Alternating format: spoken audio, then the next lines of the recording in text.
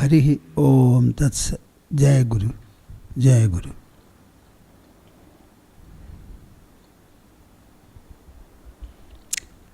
He Gopalaga He Kripajalanidhe He Sindhu Kanyapade He Kamsantaka He Gajendra Karuna Parina He Madhava He Ramanuja He Jagatraya Guru He Pundarikakshamam He Gopi Jananatha Palaya Param Janami Natvam Vina He Gopi Jananatha Palaya Param Janami Natvam Vina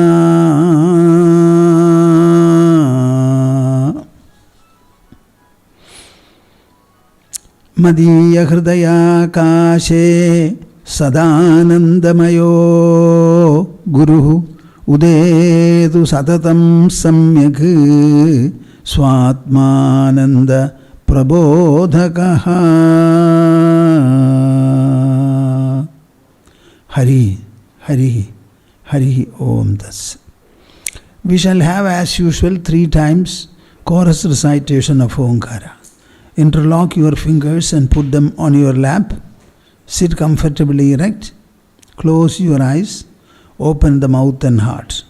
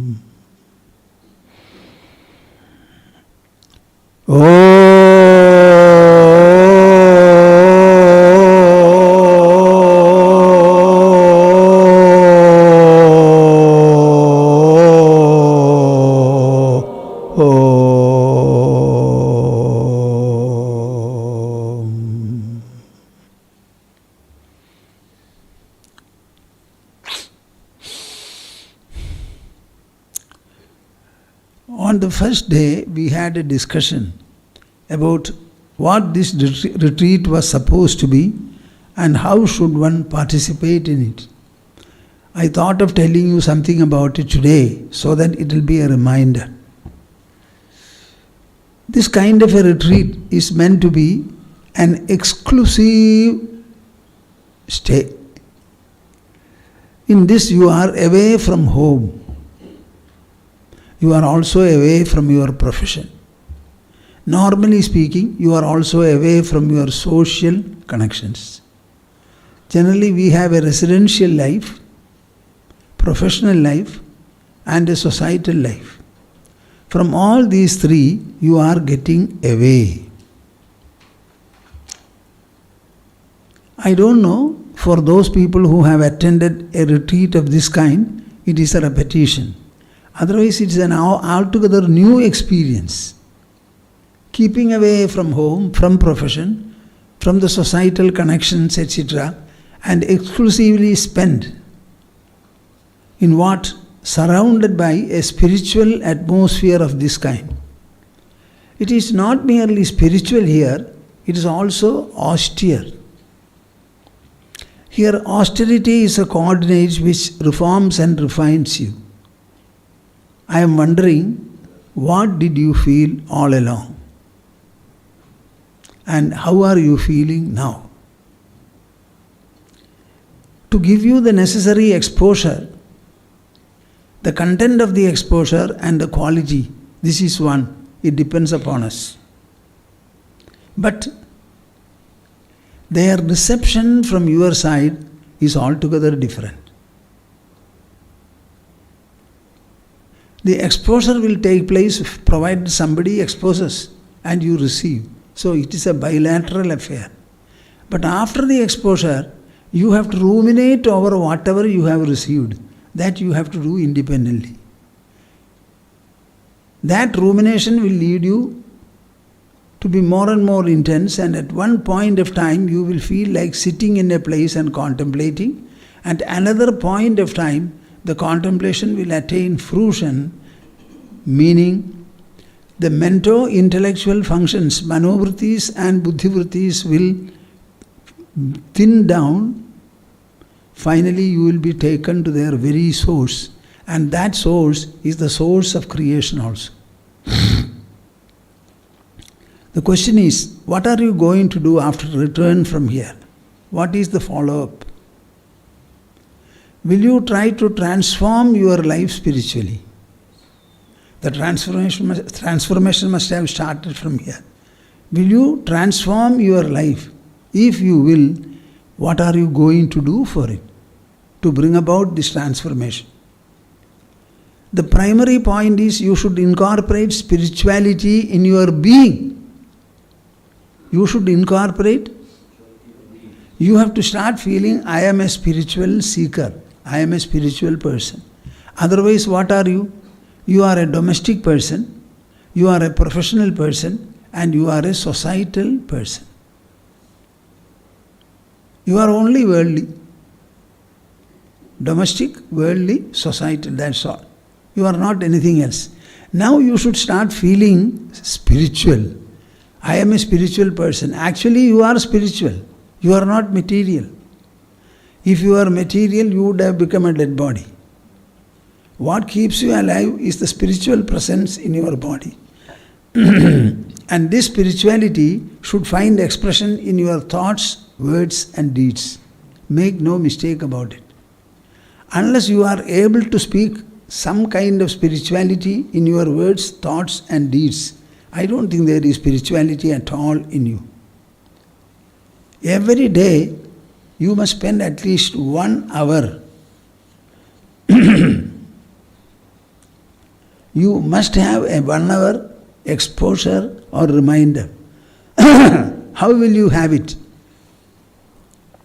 Generally, you will have it when somebody talks to you. That may not be possible. But these are days when you can listen to YouTube and so many other media are there. So you should be exposed to this subject for 1 hour. Otherwise, you will have to read and reflect over. But that 1 hour is very important. In addition to that, you must be able to reflect and introspect upon spiritual truths. What are the spiritual truths? Primarily, I am not a body. I have a body. I only have a body. I am not the body. The body is matter energy. I am different from the body. I am the spirit or the spiritual presence. The entire world is permeated and comprehended by the same presence. What did I say?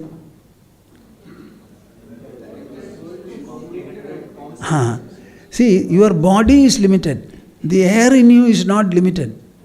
What about the space? And what about the spirit or spiritual presence?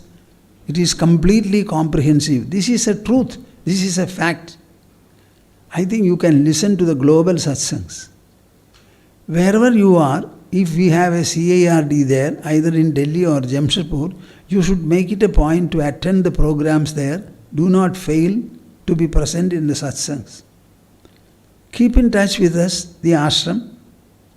Take active interest in whatever we are doing. Try to be a participant in all that is taking place.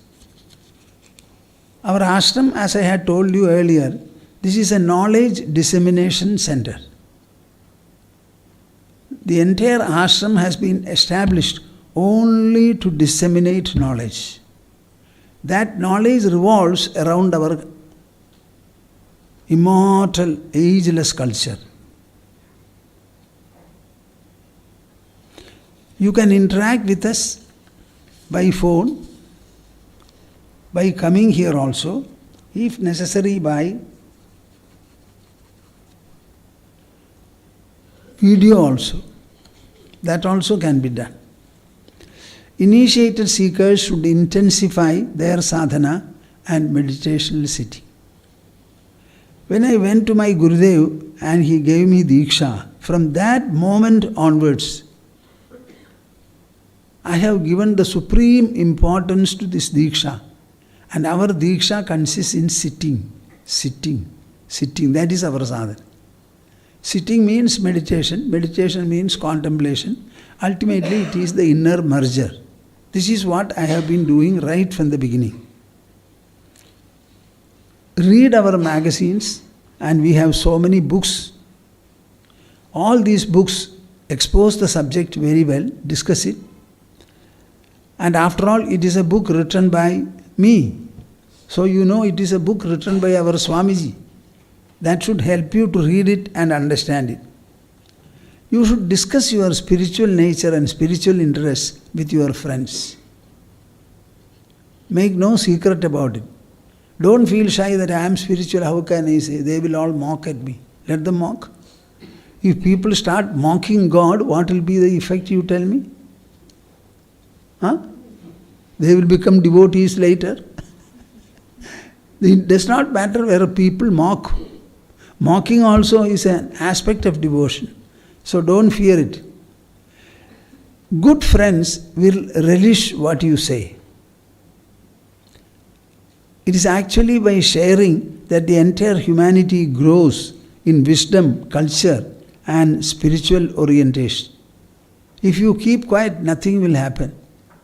If I had kept quiet, so much of the propagation that we have been doing, that dissemination would not have taken place.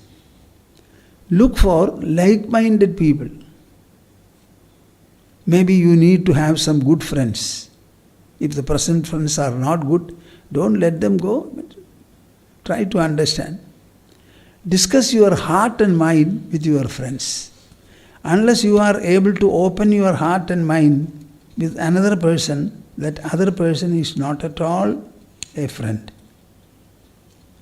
In front of the Guru, what do? You go and open your heart in an unreserved manner. Unless this unreserved sharing with your friends and well-wishers takes place, it is not friendship at all. Any friend, suppose you have a friend, you are his friend. It is your duty to instill good qualities in the other. Otherwise, this friendship has no meaning. If you give your friendship, you should make sure that the other party is benefited by it. If you seek friendship, you should make sure that you are benefited by his friendship. If both these do not take place, don't be friends at all. Friendship makes a quality infusion irresistible. If two friends are together, automatically there will be an infusion from both sides into the other. Guru and God too are most intimate and best friends. When I say this, I don't think you will easily accept it or understand it. It is not bhakti that is needed with God and Guru. Treat him as a friend. Guru is the best friend, most reliable. In Srimad Bhagavatam, which deals with devotion, this is called Sakhyam. What? Sakhyam. In the devotional ladder, it is called Sakhyam. Sakhyam means intimate friendship. And it leads to the next stage, and that is the last. That is called Atma Nivedanam. What? That is unreserved surrender. And after the surrender, I heard it first from my Gurudev, thy will be done. What? Whether you go to the east or to the south, thy will prevail.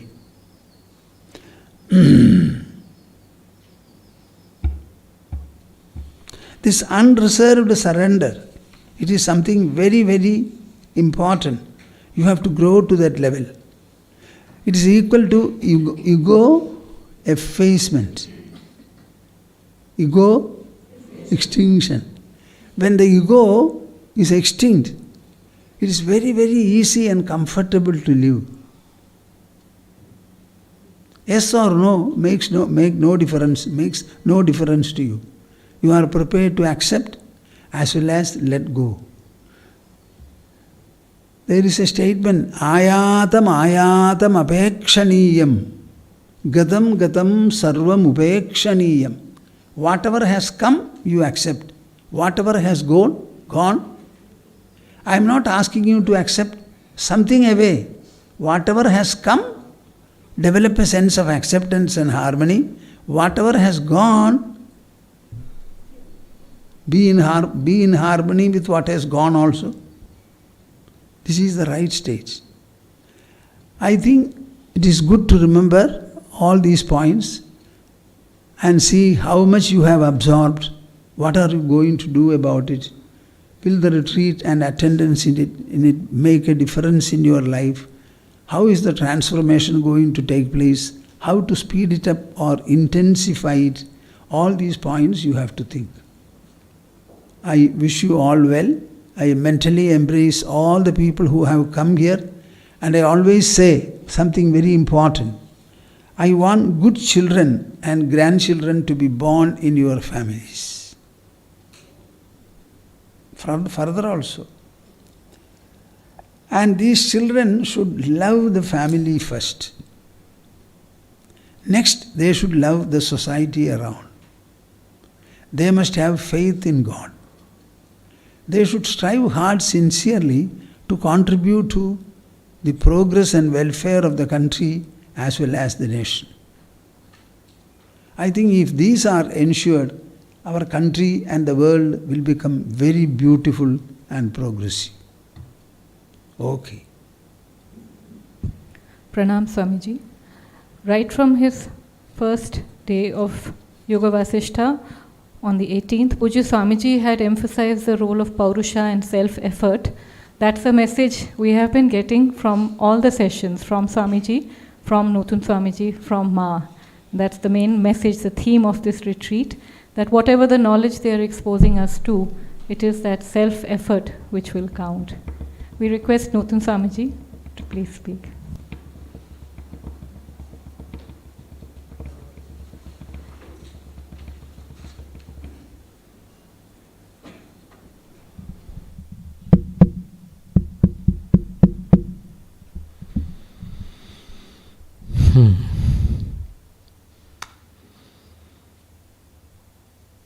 I had nothing to say, but as Swamiji was speaking, I thought that the same points may be in a little different language.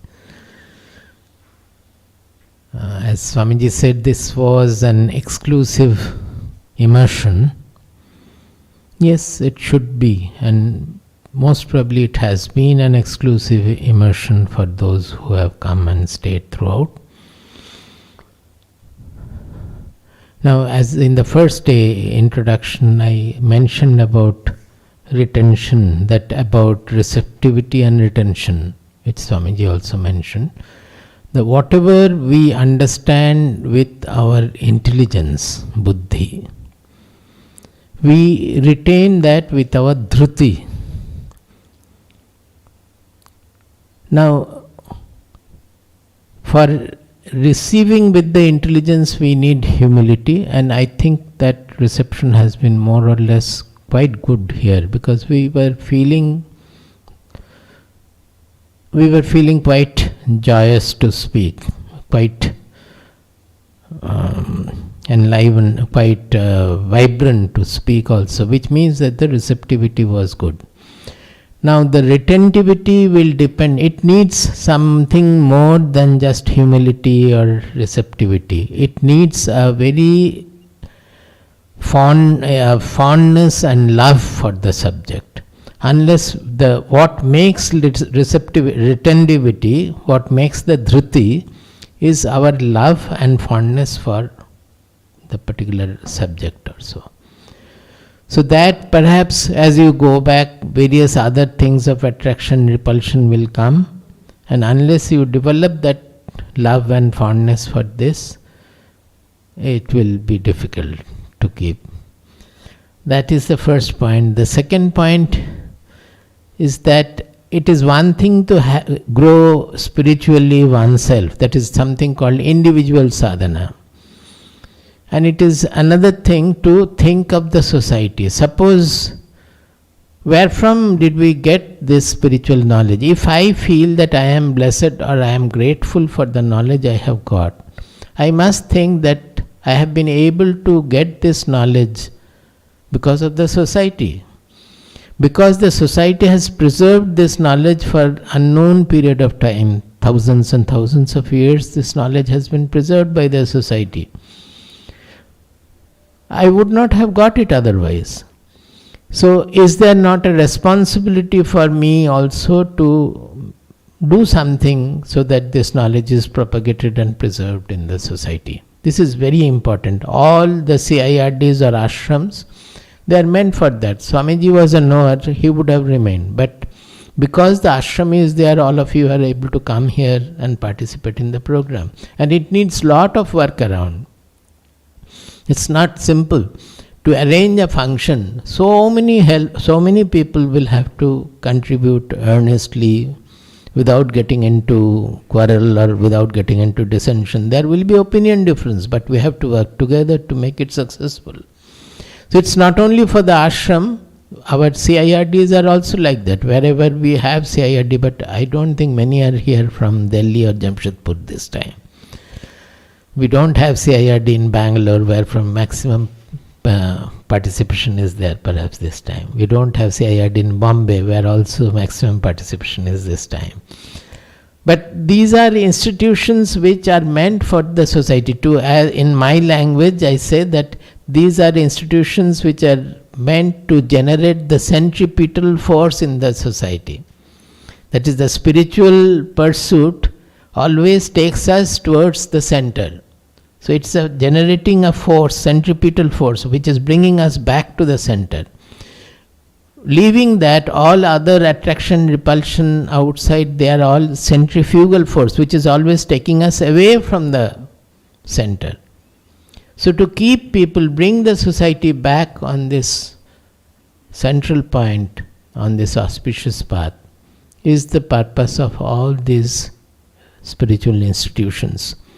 So if we can help in any manner to form institutions or to help the propagation or to do anything for that, that is a sadhana which is not only individual sadhana but definitely this is part of the individual sadhana, because when we start doing it, we will find that we are also growing spiritually. If we remain bogged down with my individual sadhana, that when I will become self-realized, am I meditating 1 hour or 2 hours or 3 hours, real growth will not be there. Because what is the purpose of this sadhana? It is to expand our mind. So as the mind expands, naturally our sadhana will flow into the society. So although I differentiated, one is individual sadhana, another is feeling grateful and blessed about the sadhana, so distributing to do it for the propagation in the society. But actually the propagational part is the next step of our individual sadhana, through which we grow further and further in expanding our mind. The third point is that we have been trying hard to expose the youth, but our dress and our way of speaking, perhaps, I don't know, it doesn't attract the youth. So we are left out with only one Anagha here. That too, who came the next day, could not come. We allowed that because this is the only person from the youth who had applied. So I told Namrata that let her come, whatever it is, the next day or next 2 days.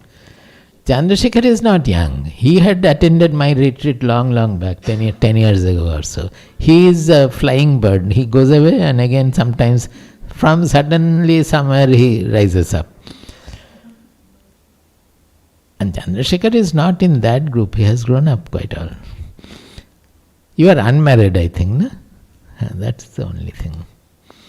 So, I would suggest that why not we try to present what if we have gained something, present to the youth in that form. Not that we are teaching them something, but if I have got something for which I feel blessed, should we not communicate it to the youth? Right?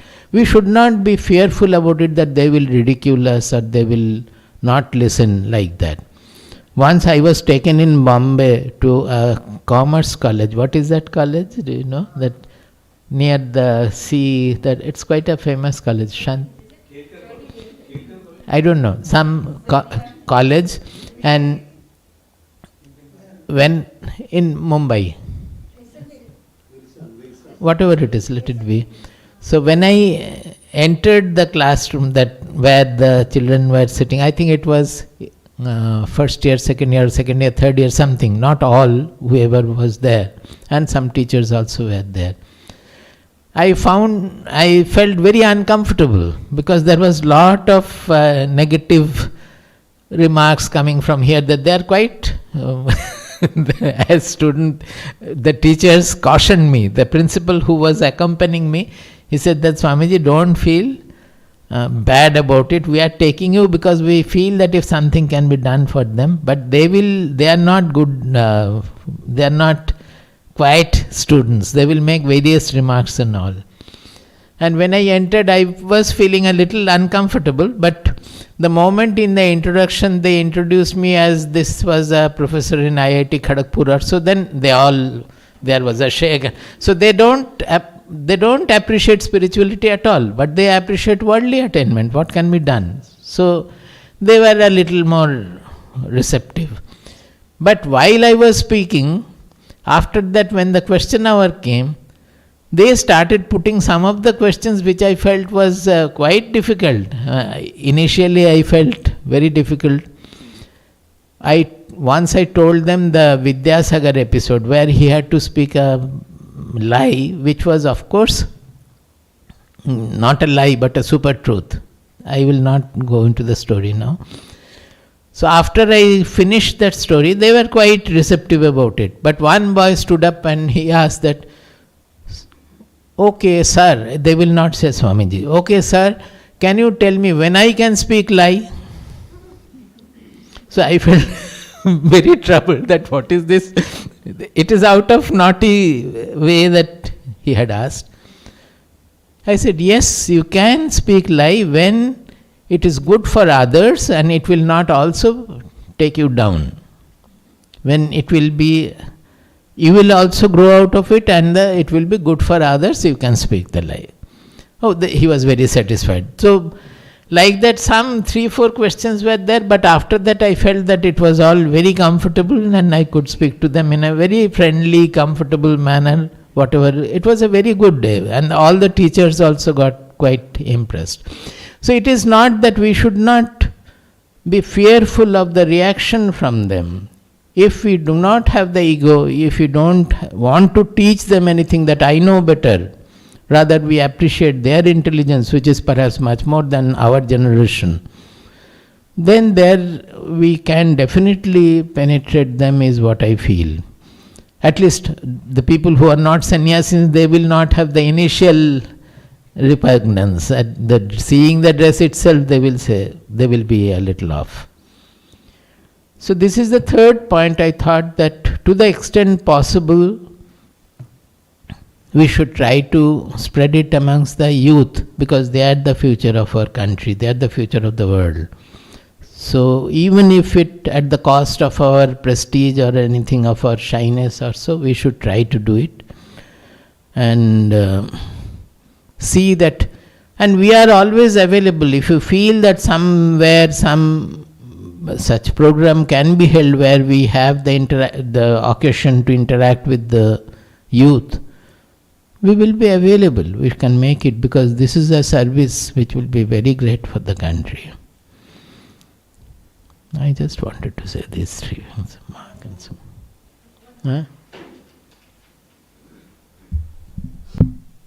If you want to get hold of the youth, you must have a youth wing, and things should be organized by them. Will you be able to get hold of a few youth? 3 or 4, 2 or 3? then the whole thing will work. Elders trying to talk to the youth will not be successful at all. The youth will have to organize it. Then it will spread very fast. And 3 or 4 can be sufficiently interacted with, and the message can be told them. Once they appreciate it. See, when I was in Jamshedpur, Shankar brought 2 or 3 friends. He was studying in the RIT.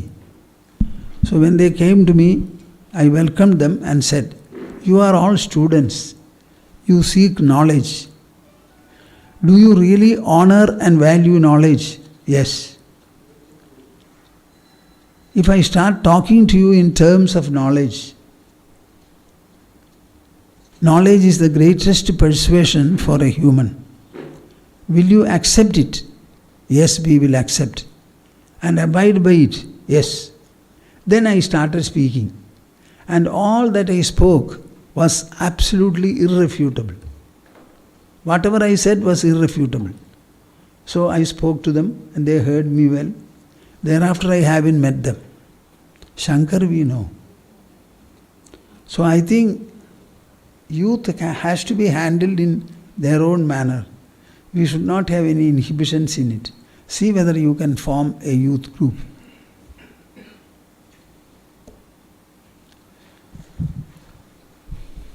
Ma?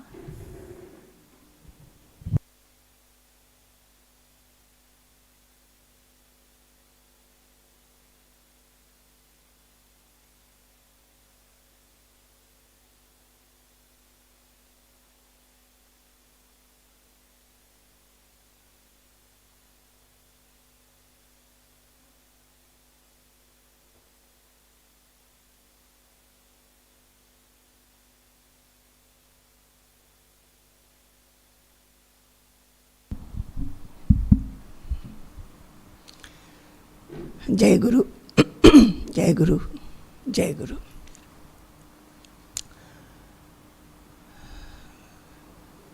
I think the retreat has been very good.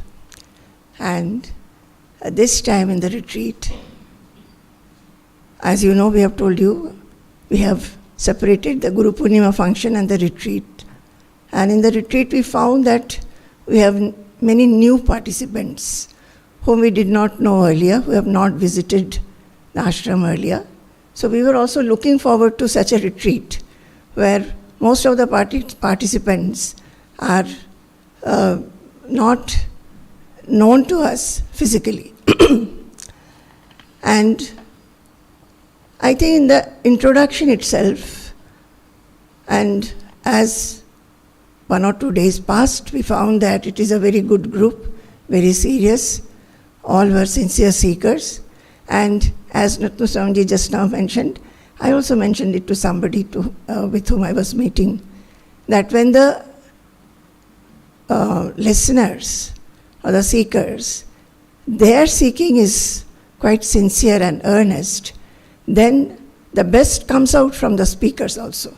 We also felt very happy to speak, and it was, the flow becomes very natural and what will be actually beneficial for the listeners. Also, the number was less. The numbers being less, that also added to the benefit. I found that in the first day when they were all introduced, next day I was trying to see, after Pushpa Samarpanam, when Swamiji was speaking, I was here, so I was trying to understand who is who and all that. I couldn't. But within next day, I found that I knew the names of everybody, and that was a good thing that I felt is very essential. In my personally, I felt, especially because the online programs were going on for the last 2 years, and many are watching online. So I felt that these people, they felt like coming to the ashram. Out of all the online listeners, many have not come, but some have chosen to come. So I felt that when they have come, they must get the exposure to Swamiji definitely, each one of them individually, and if possible, with Nathan Swamiji individually and me individually. Because when we talk from the platform, we are sitting at a table and talking. So what is the difference between an online program and listening like this?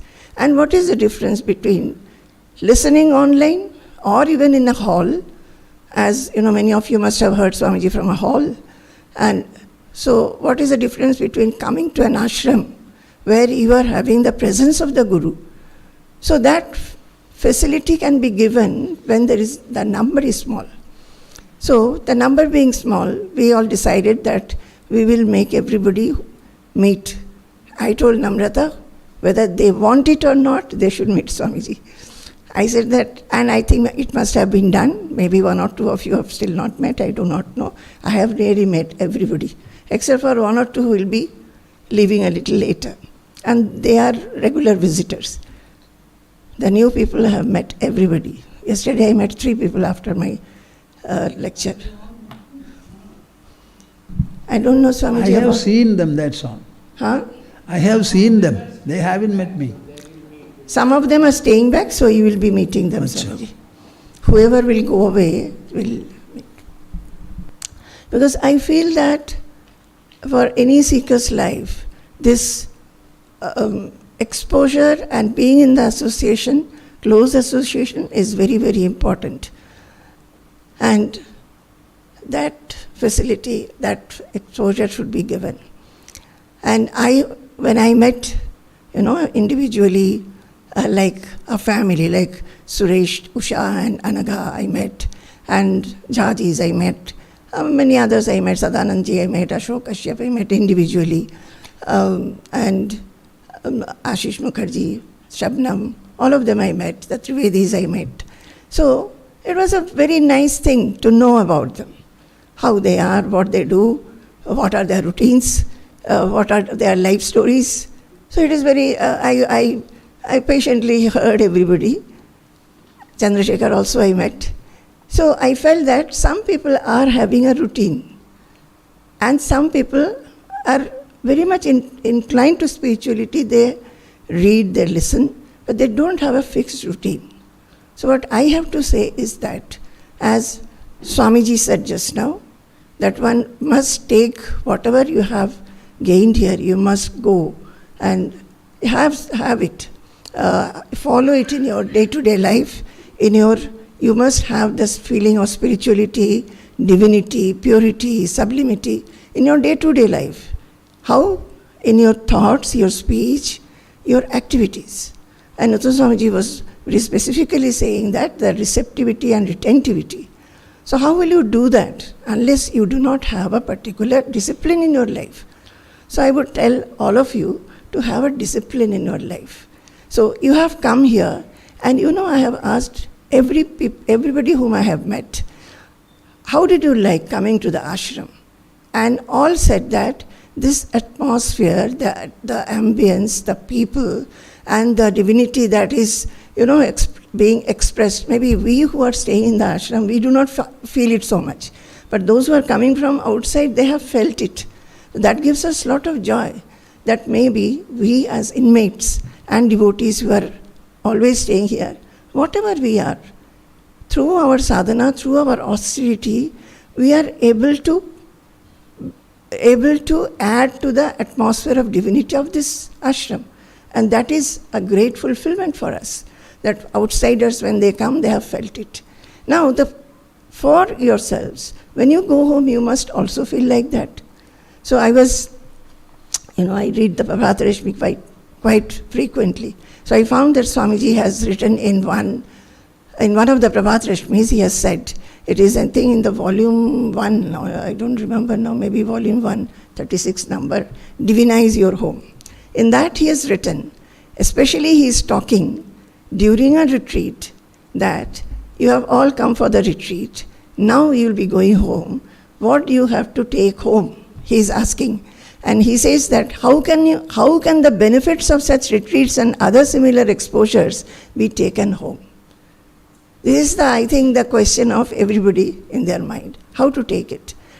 So you have to take it home, and whatever you have found here, the spirituality that you have found here, as everything is We are also going to the market, buying things, cooking, and looking after so many other things which looks domestic. But in everything there is spiritually in the background, because we feel that nothing we own. Everything is controlled by a supreme power. We feel that. And our everyday is providential. It is governed by the providential rule. So everybody can think like that when they go back home. And apart from that, I would say, as I felt while talking to everybody individually, that the routines that you have, you may be reading, listening, and many told me that there is a difference, and I read the feedback forms also. Whoever has given, I've read the feedback forms. So many are writing that online and this is different, because online there is sometimes a tendency to postpone seeing the live program. And then even if we are watching, there will be sometimes a calling bell, or there will be sometimes a phone call which we have to attend. So we do not get focused. Here, in these few days, you were completely immersed and drenched in spirituality. Nothing else. Even we did not ask you to do any other seva than to listen. That was your seva, than to listen. Assimilate, ruminate, assimilate. And then if you have to discuss, you discuss and take it home. So this was there. So when at home also, there should be some kind of routine and discipline that you give yourself some time every day, the same time. You choose your time, whatever is your free time, whenever you feel that you won't be disturbed much. 1 or 2 days that you may get disturbed, but you must let others know, your family people and relatives, you must know, they must know that this is your time when you are doing spiritual practices. So what? You can listen to the if you have liked the morning and evening prayers, you can listen to them. You can start learning them, start understanding the meanings, because those books are there with meanings. You can do that. If you are given to meditation, you can meditate. And then study of the scriptures. There should be a particular time that you sit and study the scriptures. Maybe just 2 slokas of Bhagavad Gita, but take a resolve that I will read the Bhagavad Gita fully, understanding. And the book is there, Swamiji's book is there, Swamiji's essential concepts is there. If you want to learn more about the concepts, you learn. If 2-3 of you are just like in a family, already Suresh Babu family, they are already doing all that. But I would say that even husband and wife, those who are interested, those who have come as husband and wife, you can both together study a scripture and discuss between yourselves. So these are all like-minded people. In a phone call, you can discuss between yourselves. This will help you remain, in this path and also to grow. So why I am saying this is that when we also have a routine and discipline, after some time it becomes mechanical. After some it is doing the same thing every day, same thing every day, the interest goes away. How the interest will know? When you will know that you are growing with it. How will you grow? You have to introspect. Every day you have to see whatever you are doing, whatever your practices, whether it is just prayers or something else, or you are reading some scriptures, is there any growth, or has it become just a routine? No, it has to be a growth. And for that, I think these discussions with like-minded people and introspecting and finding, and in that introspection, the role of cultivation of the qualities of a knower or a devotee is very, very important. So take 2-3 qualities which you feel that you should cultivate. There are some qualities we know that we are having those qualities, maybe we can strengthen them. There are some traits which we know that we must remove them. So take those as your project. I should remove them. And then ask the house people, ask your children, see, these are the traits I want to remove. Please tell me what are the things you do not like in me. I would like to remove them. Take their help. If you do in this manner, the whole process becomes very interesting. interesting is the word. The whole path should become interesting, a lovable path. And we have to grow that love. How will we grow that love? By doing this only. Always learning, introspecting, taking the views of others, trying to improve ourselves. And also, I think, even if you do so, unless you again and again have the physical association, again you will find that you have gone back to, not that feeling, that vibrant feeling will not be there in the mind. So it is always nice, always beneficial to come back again. So I have told whomever I have met, I said that please come again. And you should make it a habit of coming. Come without any reason. Just come. And if you come, you will find that whatever you listen and learn, gain, that will be there. You will get something to do also, maybe as a seva. But it will expand the mind. It will take away a lot of burden and petty matters from the mind. That is very essential. So that I'm saying. And I also have to say this, that as Nathan Swamiji said, and we have discussed also with some people, that there is a lot of things, lot of content. Swamiji has spoken and spoken, so many videos are there, so many things we still have to reach to others. We are very few people. Though we are, all the people that you are seeing there are a group of people globally now, like say, I don't know whether you know, whenever these online programs are going on, there is a group of devotees who are watching. They have taken the responsibility to see that the online programs are going on well. We have these internet difficulties. Our internet sometimes will fail us. So we have a WhatsApp group. Since I am also in that WhatsApp, so I come to know what is happening. So people from America, people from Malaysia, people from Nairobi, definitely from India and different places, they are all watching. And they are constantly giving direction to Aravindan. Do this, do that, do this, do that. Should be there. Swamiji is not looking. So the light should be focused more, or light should be taken further little away. See, these are all sevas. So you can get into this kind of a group.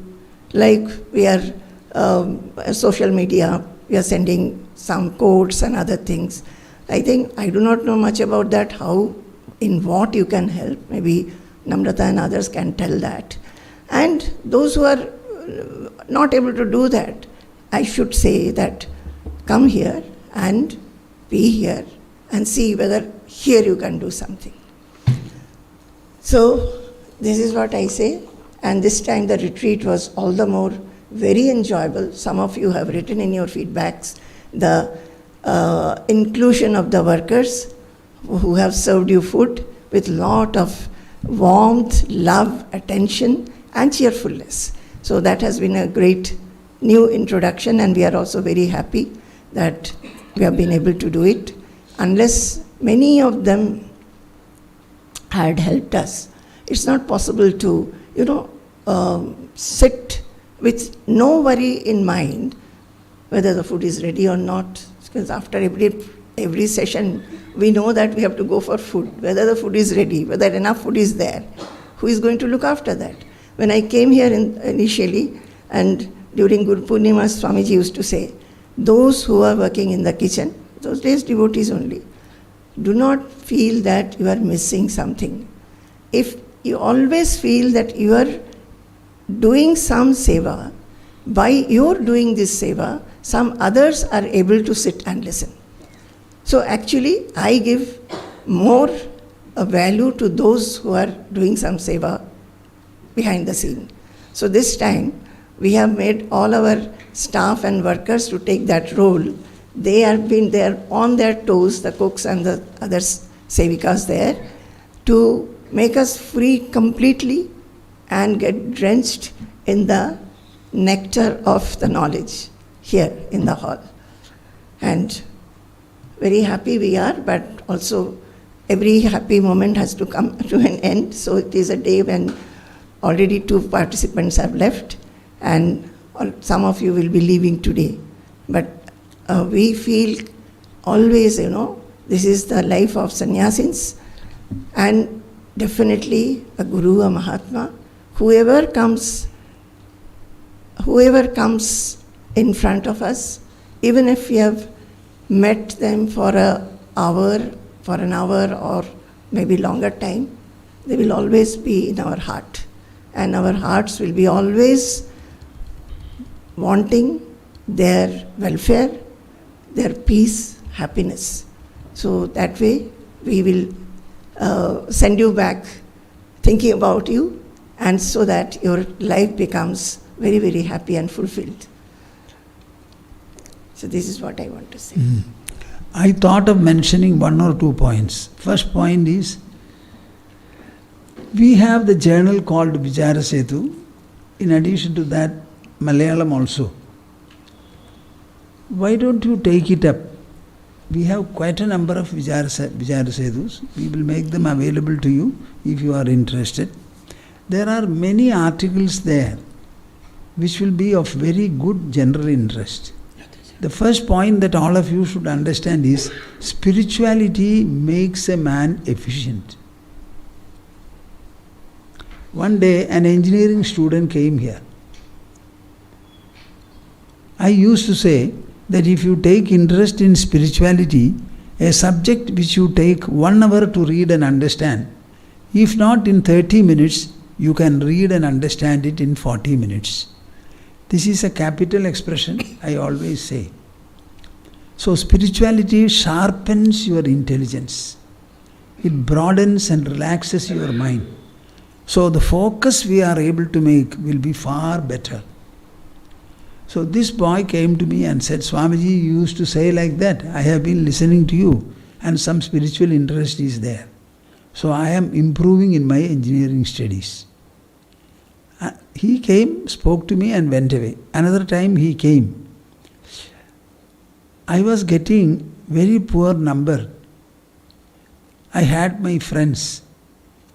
Now, this time when the final examination came, I have moved from what number he said, I don't know. I have now got 6.8. They remain in their 6.2. He came and told me this. Why I am mentioning this? Any student who takes interest in spirituality, he will always be faring better. We have one boy, Rishikesh by name, from Bombay.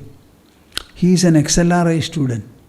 He was writing to me that in the college, senior students were being trained by junior students to go for an interview. And he was one boy who was training along with another seniors. And those seniors got the interview. This boy had written to me a letter with an article enclosed when he was in school, is it not? When I read the article, I found this boy is a very exceptional boy. He was losing his weight. He is a short boy, losing a lot of weight, and Bombay doctors apparently could not do anything, the doctors whom they knew. The parents are very much close to us, so the mother decided to send the boy here. So he came here, he was lying very weak. Then while he was lying, when I went to the cot, he said, Swamiji, give me a mantra. Give me a mantra. Lying on the cot, he was asking me. I murmured a mantra into his ear and said, you go on doing this japa. We sent him to a doctor. The doctor examined him thoroughly and finally he found that he was suffering from TB.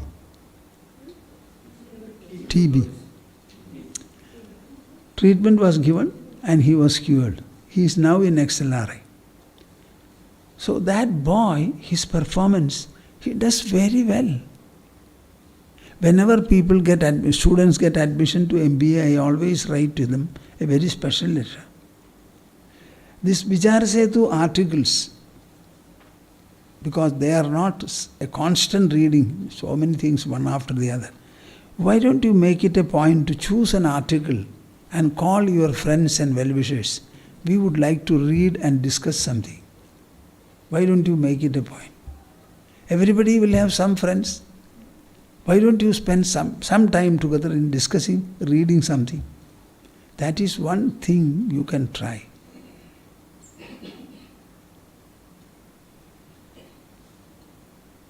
But you should tell them that spirituality means enriching, empowering and enlightening your inner personality. See, in Bhagavad Gita there is a particular phrase, anapekshaha shujir dakshaha udasino gatavyathaha. The word dakshaha means clever, dexterous. Yoga karmasu kaushalam. This samatva buddhi yoga is such that it gives you more and more efficiency to work, to strive and generate outputs. Why should not the students be interested in such a proposal? We are not explaining it properly. That is our problem. Describe it properly to them. That is why I said Bhagavad Gita is not a religious book.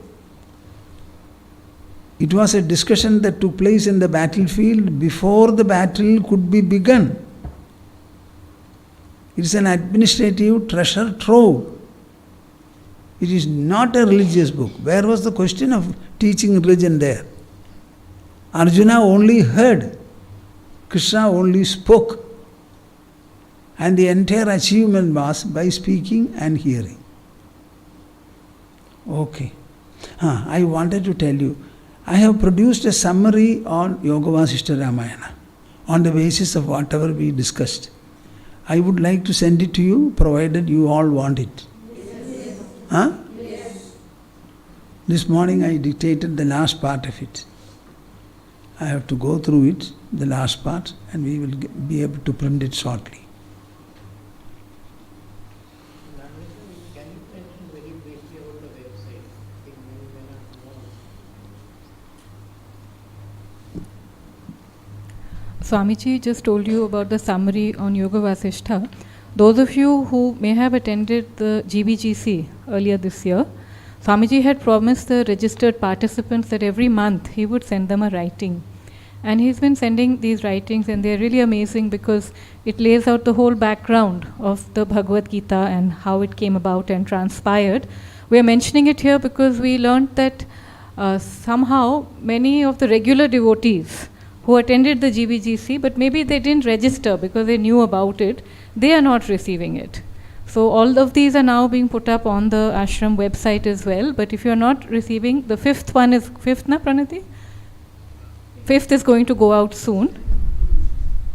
Sixth, okay. So 5 have gone out, but do write to us, and 4 have gone. The 5th will go out.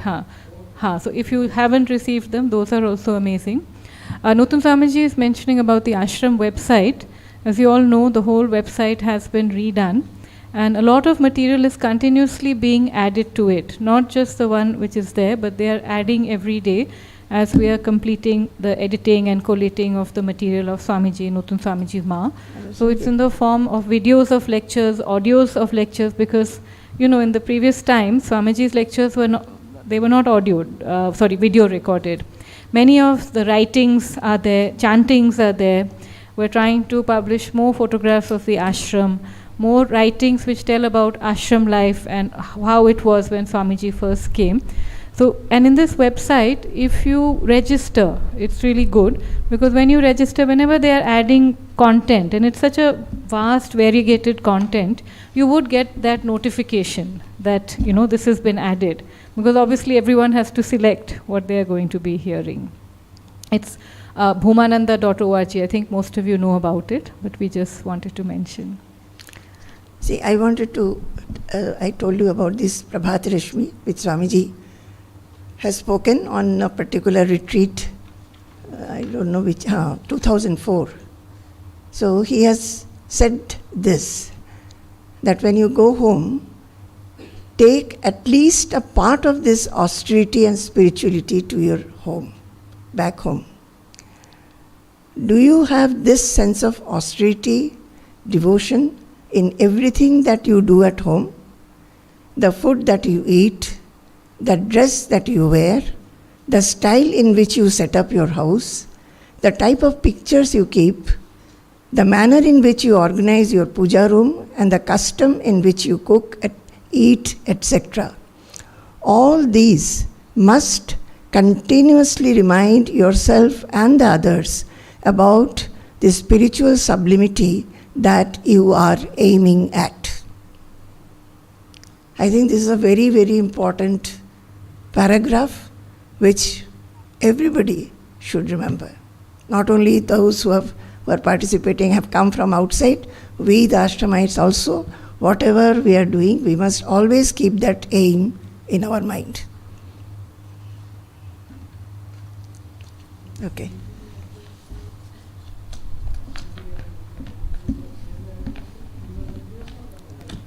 The email address, if you want to write to any of them, you can just send it to ashram@bhumananda.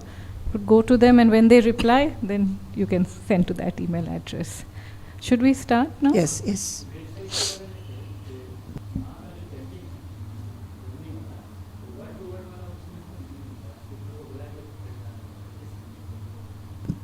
अच्छा, हम आपसे समझ लेंगे अभी इसके बाद ना क्या है उसको करेक्ट करने के लिए. So this morning I was asking Swamiji, Nutan Swamiji and Ma that we have asked that everyone can share what do they have in mind. So they gave a few names that some of you who would represent a variegated part of the retreat. So we thought we'll start with Suresh ji and Usha ji and Anaka. Suresh ji, we thought you could share on behalf of all of you as a family, because as they mentioned in their introduction, it was a providential hand that brought them here. They're absolutely new to attending the retreat and staying in the ashram. Please come.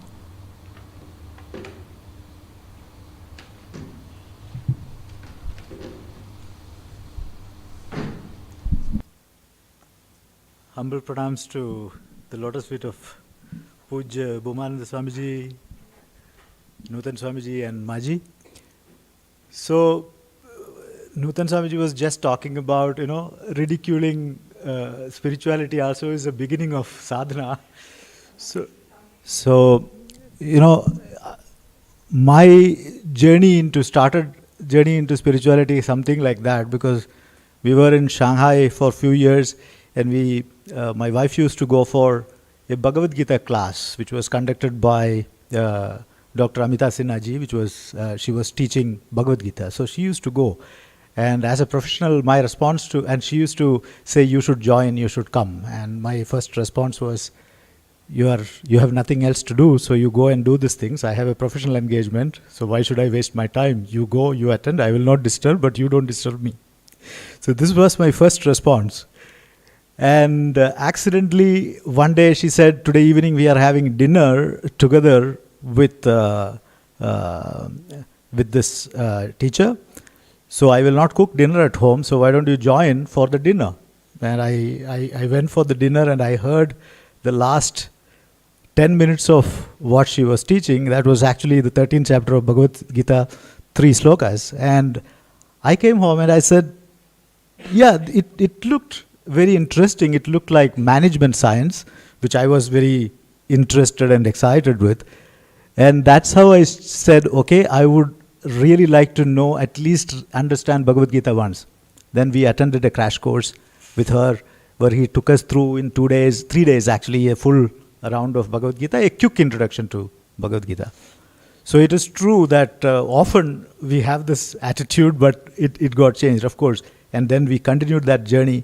And she also told us at that time, if you are given, it was very interesting examples, that if you are given 2 laddus on both hands, until and unless you eat both, how do you know which one is tastier? Both are laddus, both are nice. You are having a very material life today. You are enjoying that. You are completely engulfed in it. But why don't you taste this? And that tasting has been a very immerseful tasting. And I would say we are here now. And this, like what Namrata ji said, this was definitely a providential call, and we had not to think twice. We said, okay, this is to be in a Sadguru's Sannidhi for 1 week is something which we imagined, we talked about, we thought about, but we never imagined that we would be so well welcomed. And we feel so embraced by all of you. It's a great feeling, and a lot of feeling of gratitude. That is what we have. That's what I carry of being here. And the learnings have been it's been a reaffirmation it has been a reaffirmation in some cases. It has been enlightening new understanding of what it means. It's true that very often spirituality, we think that, okay, once you have become a renunciate, you get out of the world. But coming to the ashram, spending 1 week, actually 9 days now, we realize that an ashramite's life is busier than a corporate executive's life.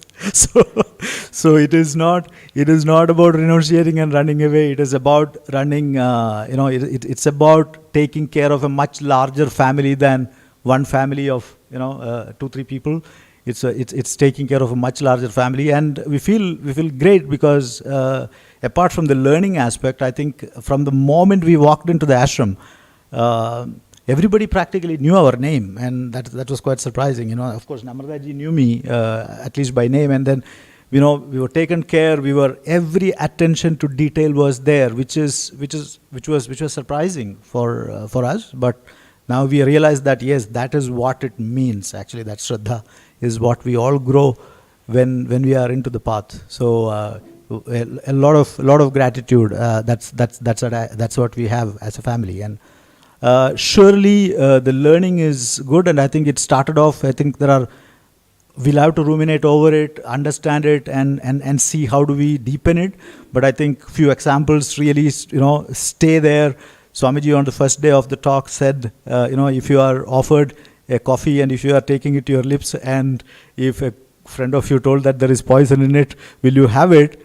And I think that was a very powerful message in terms of our habits. We often think that, okay, it's fine to carry on like this. We'll see, we'll change it sometime, we'll take care of it later. But no, it has to be taken care now and then when it is understood. So that's one key learning which we take back. The good thing of being, and of course, and Nutan Swamiji's exposure to the whole idea of introspecting through Bhagavad Gita, and mainly focused on chapter 2, chapter 3, really taking us through and really putting that structure in the mind has really helped. And I think really understanding that there is karma in that in your buddhi, it is polluted by that, and you need to anchor in the soul and get your intellect guided by that. I did ask that question to Swamiji the other day, and I said, the challenge I feel is that if the intellect needs to be anchored in the soul, then somebody needs to come in contact, and that can happen only through a spiritual understanding. And then how do somebody who is living, like me, who I was living in ignorance, I had an opportunity, maybe though accidentally, to be in contact with somebody who could guide us spiritually.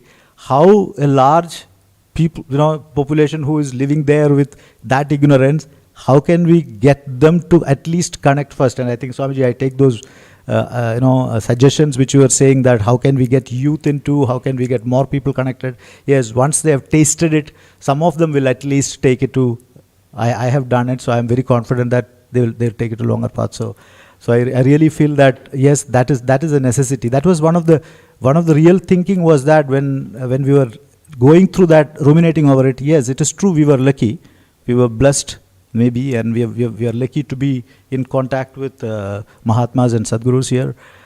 But there is a large population which lives in absolute ignorance, and until that connection happens, it is very difficult for them to correct too, because that somewhere that thinking has to come that yes, my buddhi is, my intellect and my mind and my senses are completely a little polluted with the desire, and that realization needs to occur. So we take those words, we see whatever contribution we can do from our effort, we shall engage in that and see how can we spread that.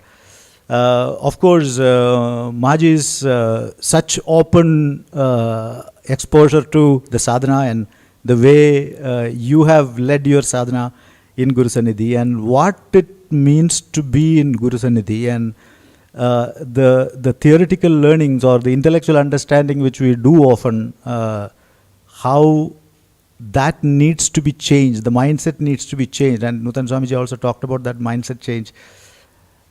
That was felt very strongly being here, and And really everything which was going on had that divinity, that precision, that swiftness in action. Everything was visible, everything was there. And Usha said in the beginning that we wanted to take the ashram home. Yes, we talked about some practices which we have, but we think that we have a lot more to do in terms of affirming those practices and making sure that we continue we continue to progress. So that is what we want to do. And definitely we take a lot of learning. We need to install God in our heart, and Swamiji said that God in a temple is good, it is there. Somebody needs to have that visual form, and you go, but we need to understand that it is from here. And Swamiji talked about the point which doesn't have a dimension from where the circle is built, and that all expansive, the expansion of the mind is something which is well installed there as an idea, and surely we'll ruminate over it and then see how do we progress in those thoughts. So thank you all, and I think it has been such an auspicious, august audience, and company together. Every one of you have been saying things, telling things to make sure that we understand how to live and manage and work, be in the ashram and do things rightly. And all of you have been very, very supportive, and we feel part of this large family already in 6 days. So and not to forget and not to mention about all those inmates, sadhaks, brahmacharis, the workers, the Anashatra. Everybody has been exemplary in the way they did things. I come from a corporate life, and often we talk about a highly organized, managed place. And for me, this was even much better managed than that in most aspects. And that was a great feeling that everybody had that commitment to what needs to be done. That cheerfulness was there. In corporate environment, we don't find cheerfulness all the time. We are always grumbling here and there.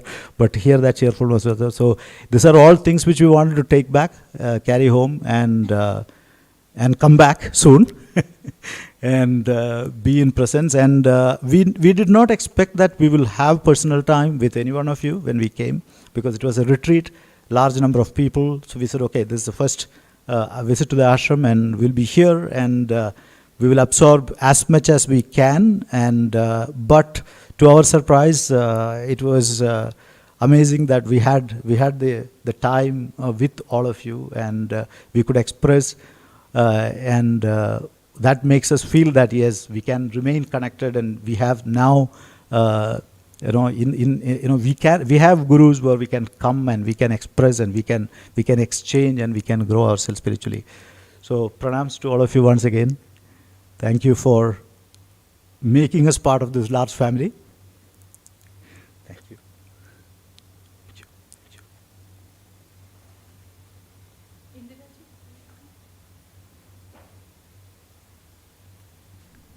So Sureshji and all were from Bangalore. Indiraji is from closer to home, from Cochin. Pranam Pujya Swamiji, Pranams to Nutan Swamiji, Pranam to Maji. Yes, I remember when I stood here to introduce myself, because that was all on a sudden decided you all should say why you came here and what do you expect from here. I didn't have anything to say. And why are you here? That was a very prominent question. Then for that I said, Swamiji, we are still children. We don't know. In spiritual path, we are still children. However much we hear. Okay, that was it. Then in Swamiji's introduction, Swamiji said 2-3 words which caught my attention was Paurusha, Icha Shakti. You have to put your effort in this field, then only you will grow. You can put your effort to do something physically, but this is spirituality has to do not at all anything in physical field at all. This is a mental intellectual pursuit. So you have to be very careful what you listen, how you take it, and what you have to do with it in later in life. You have to be very careful. Then another thing, stop crying about your mind. Swamiji will always say, stop it. Will you stop it? Boliye na, Swamiji will always look this side and say Boliye na, then we will either say yes or no. All whatever Swamiji say, we will just coin what to say according to the question put. Then we will say yes or no. Most of the time I'll be with my mask, so I am very safe. Swamiji won't get it. What I am telling, is it yes or no? But I will write my notes very clearly. I will go to my room. Luckily, I was the only one in my room. I will go back and I will read it and understand it. What Swamiji said, mind is not the problem creator. Mind is a blessing for you. Mind is a real blessing. You can use it positively by feeding it the correct knowledge. You are interested only in feeding your body. 3 times or 4 times you will sit in front of your table and sit and eat whatever you get. What about your mind? And that was a question Swamiji has asked several times online also. One thing what I want to tell you is that online classes, I will give only 30% marks for online classes. Always getting distracted, always. Right in front of the Guru is something which I will always tell everyone. When I go from here, I will tell them, if you want to really gain something, if you use 6 hours or 10 hours in front of your mobile, you will not get it. Just 10 minutes, 20 minutes with your Guru, you have sure to get it, because I don't know what vibration is it, Swamiji. What sort of power is it? When we come and sit here, when we take it directly from our Gurus, it just goes in. That is it. And later on it will start coming again and again and again. And now we know that mind is not the problem. And when it went to Nudan Swamiji will always say, see, the world is not the problem. Worldliness is the problem. Where is worldliness? In your mind. So again, Mendo intellectual, all what we were getting was repeatedly, it was just concreted in our minds. And Nudan Swamiji, first day itself, he said, it should be a white paper. I was thinking, what is this white paper? There shouldn't be anything which you have already carried with you. You should be straight away sitting and taking it from the Guru. Yes. And Swamiji also said receptiveness and retentivity. Okay, let me see. From next day onwards, Swamiji said, first day itself, Swamiji said, you all are chanting the mantra so well. Oh, what a blessing it was for us when we heard it. Guru, who has heard it from so many people again and again, and our Swamiji said, when we chanted that Omkara, he said, I have said this to so many groups, but the way you people say it, I am very happy. Next day also Swamiji said, see, that was the blessing we were getting from our Gurus. And Bhagavad Gita, we have heard several times. When Nudan Swamiji put it across and he said, see, this is to live your life. Not to be chanted and forgotten. No, you have to live Bhagavad Gita. You have to live our Shastras. That is the knowledge we got from here. Spirituality is to be lived, not to be learned, not to be by-hearted. Even if you chant the mantra, 50 mantras a day, if you are not prepared to understand what is meant by it in our day-to-day life, there is absolutely no use. Okay, then it went to Ma's area. Ma said, just leave everything. Don't get tensed. Because you are here for a retreat, we will have to attentively listen. We will have to take down notes. We have to study it. You just be free. See, when I came to the ashram, Ma is telling us, all what Swamiji told me, be free. Just walk around like a 14-year-old, 12-year-old girl and observe. That was a word which really shook me, because my husband always tells me, you are a poor observer. 30-35 years we are staying in Ernakulam, and I am taking you around all the roads. If I send you alone, I am sure you are not going to come back, because you don't know the roads through which. And he is such a good observer. We both go together for our morning walk. He will observe 101 things. I'll be walking behind him. We start together, we end together. In between, we walk separately, because we have to walk 5.5 kilometers. He will be walking very fast. I'll be following him. He said, did you see this? Did you see it? Oh, I am asking the wrong person. I know you wouldn't have seen anything. I thought that is a good quality. When Ma said it, you have to observe. You have to be very alert. From next time Ma said no, so I have to obey that.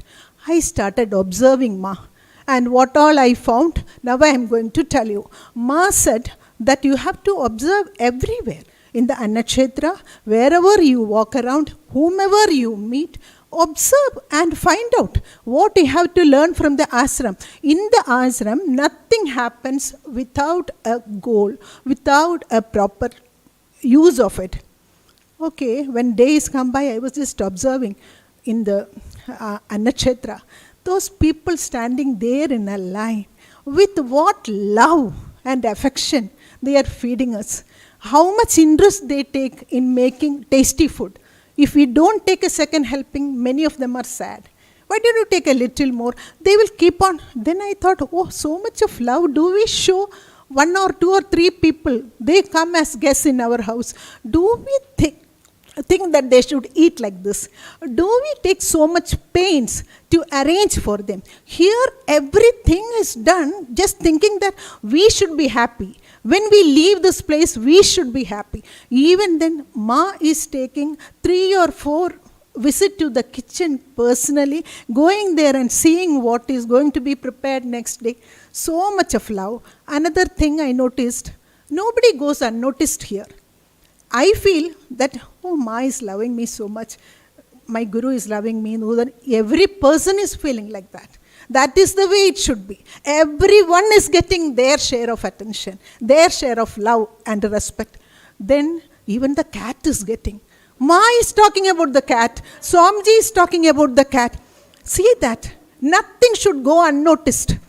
I learned it because I was alert. Now I tell my husband, I also started observing things after coming here. Another thing, when I went and put my chappal there in the Kananam, I was putting it correctly. Then suddenly I saw, oh, people have just thrown chappal. Immediately Ma's voice came from inside, don't be blameful. What you did, it is good, no? Don't blame others. Yeah, this is one thing Ma taught me, not to be blameful. You would have done something nicely, Indira, that is enough. You only see that. Don't see others' bad side. Oh, I was so happy. Ma is there in my mind even when I am away from her. That is one thing, Swamiji. Whenever we do anything at home, always you 3 are there with us. Whatever subject you deal with, according to that, you keep guiding us. Another person I have to say is Lalu. Lalu I was observing. He told me, first day itself, I don't understand one bit of what is said there. But I am seeing him right in the front. He'll be either squatting and watching Swamiji with eyes shut, sitting there in the front row. I was surprised. What is this? Suppose the whole program was in Bengali, I would have never come anywhere near the ashram. Why should I waste my time? Look at him. The presence of Guru is enough for him. And the next day I went up to him and I said, Lalu, hereafter you come to me or I will come to you and I will tell you what was said there. Then I told him, see, today it was about Srishti. Swamiji was telling how we are no less than the whole supreme power which created the whole universe. So we should never be crying, we should never be lacking anything. But I don't think he understood that. He didn't understand that. He said, if after some classes, Swamiji will call me and tell me, Lalu, you come here, I will tell you what was said today. So loving and caring they are. I am in the ashram, then he told me his history. When I was second standard, I used to come here to have a glass of buttermilk. That was my first attraction here. Now I am a part of it. And he was inviting all of us for the Bhagavad Satram, which is coming in December. He said, you all should come. Such a sincere person. Next day in Maji's talk, Maji was talking about sincerity, openness, straightforwardness. I went out and saw him. I said, today when Maji was talking all that, I was thinking of you, Lalu. He's just like my son for me. So I told him, Maji was telling straight, you have all this. Then what is it if you don't understand? You are that. Whatever should be the outcome of a person living in the ashram, you are that. So don't worry. So all this I observed. And if I say the supreme wisdom, what Swamiji taught, and that Brahma Satyam Jagat Mithya, and Parobagaram Punyam Pabaya Parabedanam, and what we got from Nutan Swamiji, the chapter wherein how we should improve ourselves by getting attached to the inner soul through the Atmic dimensions, then come backward to the Buddhi, and that Buddhi will teach mind. Everything is for practical life. Everything is not to be put in our shelves. We have to live it. By living it, what? We are going to be very happy. We are going to be unaffected, in Ma's words. Unaffected. We will never be affected by anything. And Swamiji says, will you be sad again? Will you be crying? No, Swamiji. We will not be crying. We are sure to live a better life, a very glorious life, remembering all this in life. This is all that I have to tell you. Pranam.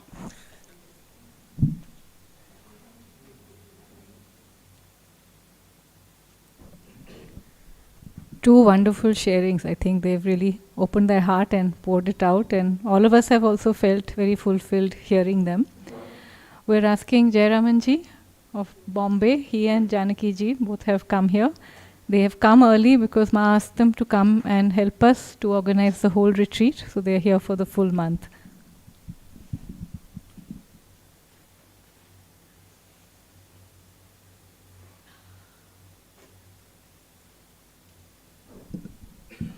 Pranam, Holy Lotus feet of Puji Swamiji, Nudan Swamiji, and audible? And Maji. This was my first retreat. In fact, I've attended an online retreat during the COVID time.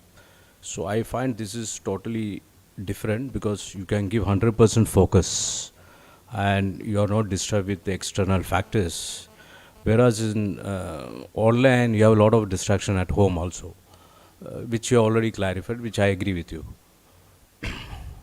So my key takeaways from Swamiji's and Nutan Swamiji's, to start with, then I will cover Maji's also.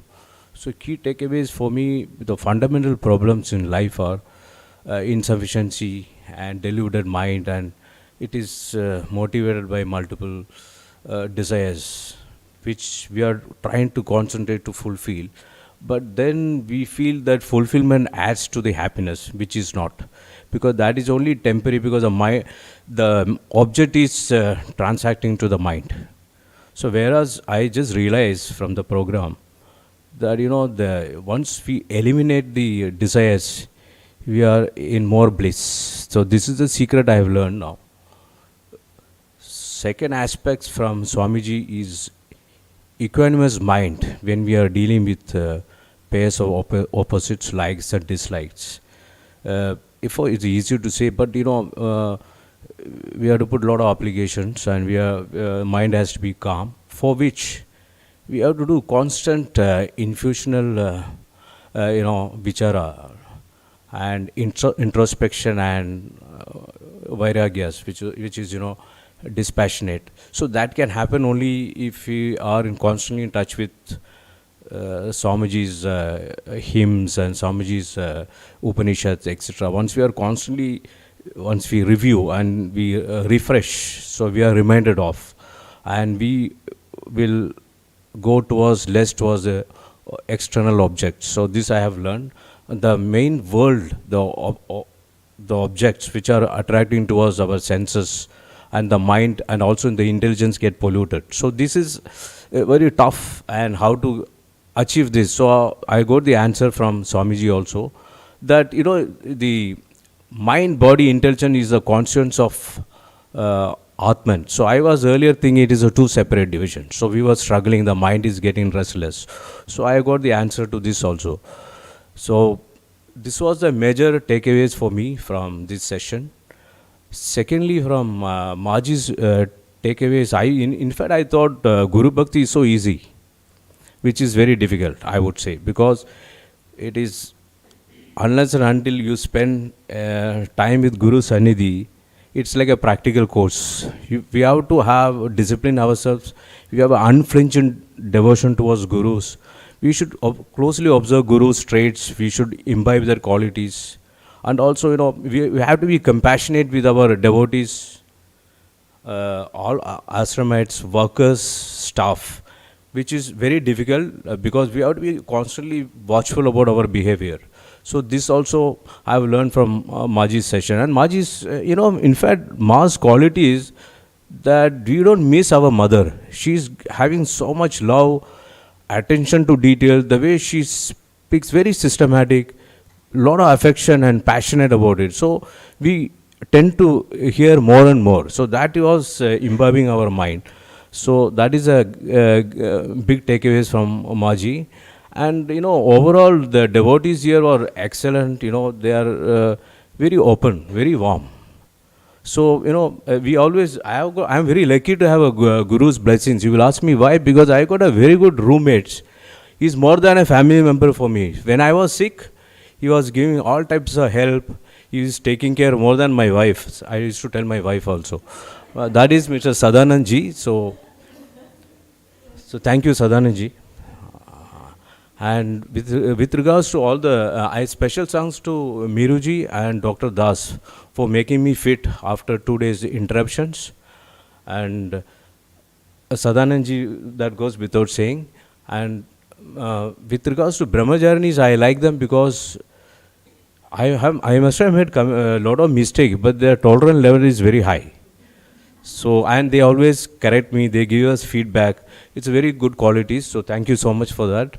If I have really made multiple mistakes, my apologies to you, because I am new for this kind of process.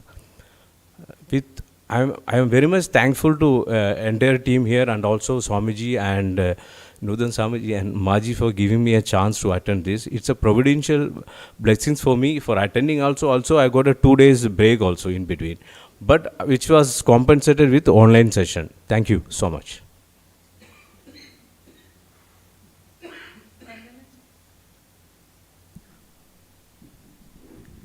So next,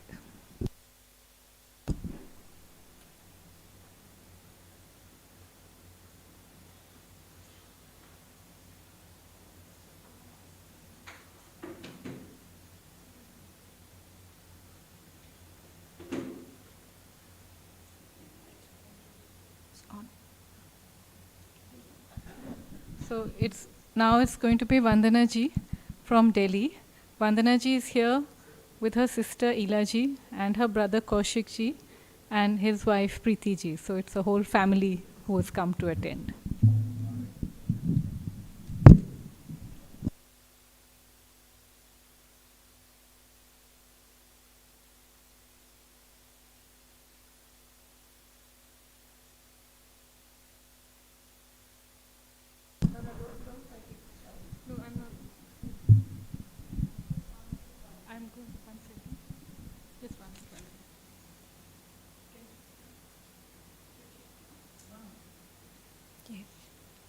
Pranam Swamiji, Nutan Swamiji and Ma.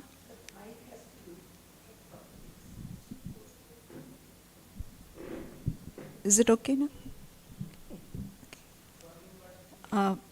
Pranams. I may not restrict just to the retreat because I came a little early. And I think I've got the opportunity to actually see sadhana in action. The first 3 days were a bit challenging for me. I was the only non-Malayali. And in the serving duties, I think I did make a few mistakes because when it was yes, I understood no. When it was no, I understood yes. So I did make a few mistakes, but I learned. And the most important lesson for me was attention. Swamiji is always talking about attention. All of them talk about attention. So it was attention and alertness and the constant guidance of all those who were serving in the Annakshetra. Next, I want to mention something which has really kind of taken me by surprise, by, pleasant surprise in the sense that this, what Namrata ji always calls the Red Brigade. It has given me the opportunity to observe all of them, the entire team, whether in the Annakshetra, the same chechis who are cleaning up there, mopping and swabbing and cleaning the fans and cleaning the windows, and nobody seems to be in a hurry. They're doing their job meticulously, and by evening they're all transformed. And they're wearing the best of their saris in the neatest manner, pinned up with a smile on their face, and as everyone mentioned, coming and serving you so joyfully. That, I think, is a big lesson for me that I can take home, that, the whole day long, they are slogging, they are working, they are doing physical labor. In all other institutions or organizations, you see men doing this kind of cleaning, cleaning up the cobwebs and the roads, sweeping the roads, doing gardening, cleaning the fans. And so, it just took me by surprise. And each one of them, by evening, you don't even make out whether, that they've worked the whole day through. There was no sign of tiredness on their face, coming and so enthusiastically serving each one of us. And some of them had learned the names also. So, Vandana ji, thoda sa de do. So, not thoda sa de do, it was just an action because they don't speak Hindi or English. So, I thought that for me is a big learning. It is not, I don't take it as part of the retreat, but it is part of my stay. The other thing that I've also observed, whether in the Annakshetra or in the Samadhi Mandir, each one is doing her job, so attentively, so that the word attention has kind of got ingrained. What is attention? What is alertness? As far as the retreat goes, this is not the first time. Since 2017, we've attended at least three retreats, many workshops, and including the online workshop, online YouTube talks. We have not missed a single one of them. I think for those 2 years, they became an anchorage for us. I don't think our family, as 4 of us, we were just into it. And somehow we got into talking about it, discussing it. The vocabulary has changed in the house. So the certain terms which are used, like raga dvesha, or emotional association, or wholesome devotion, or fearlessness, unaffectedness, these words have become like the key words in the vocabulary. And as Swamiji always says, that if you like quality, you just write it and paste it on your wall. I'm one of those. So, because I dealt with children, so maybe I learned that way too. So a few qualities like that, I just go on saying, I'm going to be unaffected, fearless. So the retreat days have been, as always, very illuminating. Observing the daily routine of the gurus, again, has been a great learning for me. I had the opportunity to observe some of their daily routine every day, how they conduct themselves in spite of whatever health issues come up. They are as energized, as enthusiastic, back to the tables with their wholesome enthusiasm. They are sharing everything with us, and I'm really grateful for that. Pronounce.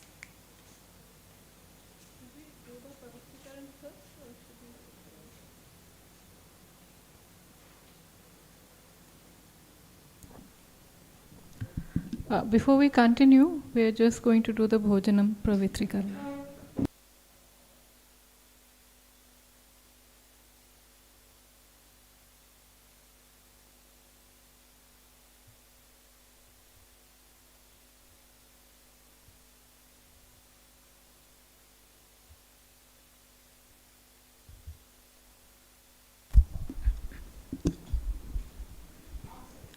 यस्य पादप्रभाद्यस्तः प्रपञ्चो भाति भासुरः तमहं सद्गुरुं वन्दे भूमानन्दं चिदात्मकम् नन्दितानि दिगन्तानि यस्यानन्दाश्रुबिन्दुना तमहं सद्गुरुं वन्दे भूमानन्दं चिदात्मकम्.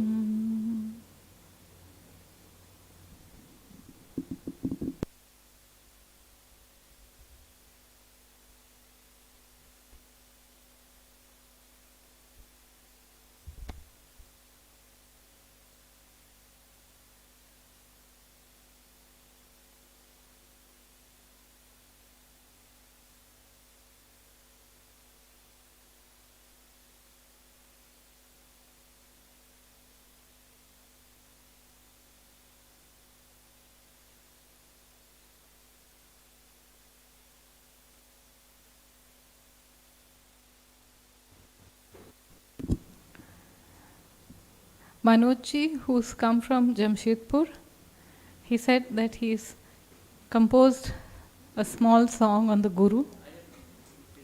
Oh, it's already composed. You would like to sing that song for the Guru. We'll just...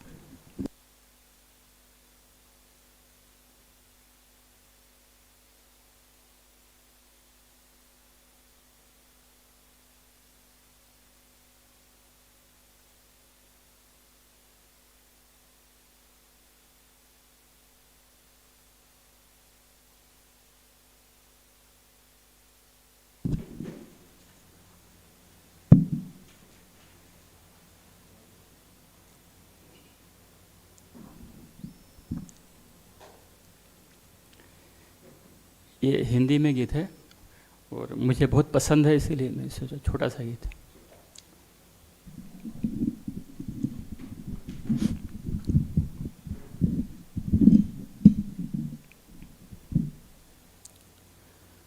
पूजन का मैं पुष्प मात्र हूँ, सेवा ही अधिकार मेरा, सेवा ही अधिकार.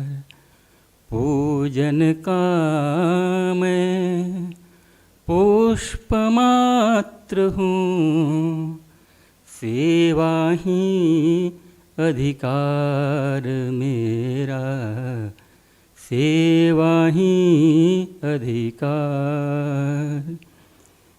मैं दीप हूँ महादीप का, पाता प्रतिपल प्रकाश. क्यों न बिखेरूं उस प्रकाश को, जिस पर मेरा नहीं अधिकार मेरा, सेवा ही अधिकार. मैं बिंदु हूँ महासिंधु का, पाता प्रतिपल आकार. बिंदु से सिंधु बन जाना, इतना ही अधिकार मेरा, सेवा ही अधिकार. मैं हव्य कण हूँ महावेदिका, आहुति बनकर जल जाना. जलते जलते इस जीवन का करना साक्षात्कार मेरा, सेवा ही अधिकार. पूजन का मैं पुष्पमात्र हूँ, सेवा ही अधिकार मेरा, सेवा ही अधिकार।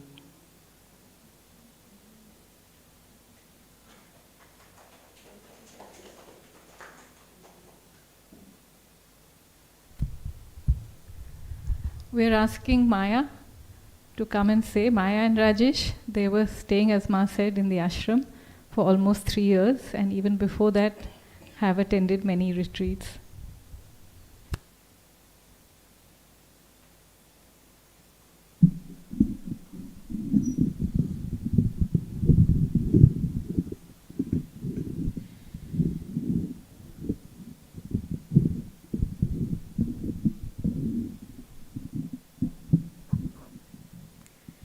Jai Guru, Pranam Swamiji, Pranam Nutan Swamiji, and Pranam Sma. Well, I have been attending retreats for a long time. Since 2014, I think we have attended almost every retreat except the 2018 one. So I think I'm quite senior in this respect. But as far as we are concerned, we had shifted to Kerala from Manila, and almost since 2019 we have been staying here in the ashram itself. So it's like, for me, it's not just the retreat alone. It's like my experience since 2019, almost 3 years, except for a small short period here and there.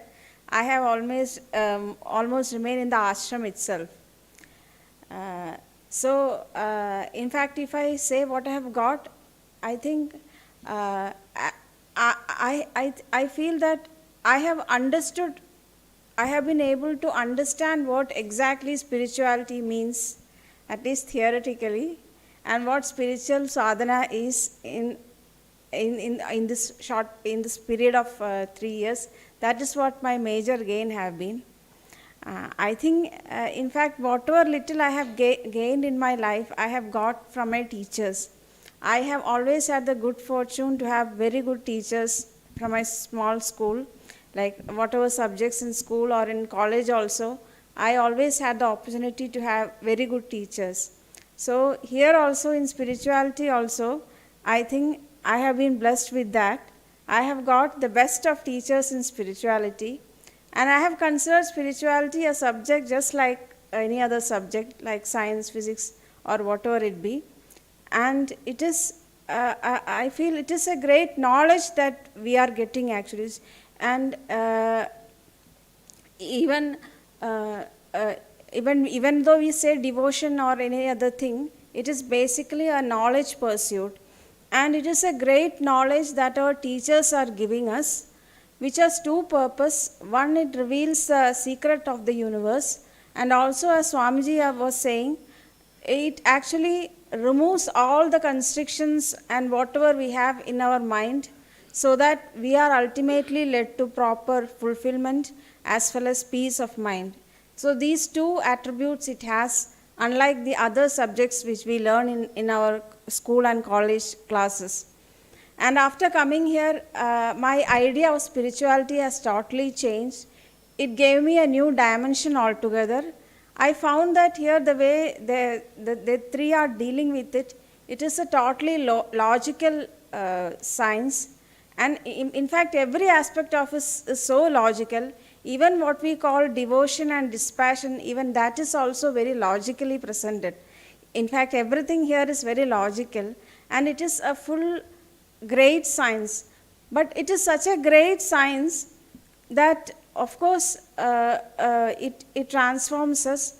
But the tragedy is that if we want to understand the science and also imbibe it, we should have a certain standard of our mind and our intelligence. Unless we have that certain standard of our faculties, we won't be able to imbibe the knowledge, that the great knowledge that they are giving us. So it is important that we increase our standards of our mind and intelligence, so that we are able to first understand the science and also practice it and also actualize it ourselves. So that is why all this training is required, and so all the spiritual sadhana is required because of that. So even though if this knowledge is given in free also, we are not able to take it up because of our defects in our personality. So this has to be rectified, and so Swamiji and Nutan Swamiji and Mahaji, they are trying very hard to clear off our defects, and so that our mind and intelligence are raised to that kind of level, so we can easily imbibe this knowledge which will cure all our or end all our problems. And I know we are all giving a lot of trouble to them. But still, they are very patient and very lovingly they are trying to correct us and take us upper so that we are able to get this knowledge. So it has been a wonderful training for me, and I have loved every aspect of it. Actually, I love the correction also when they say it also, though I am not able to correct.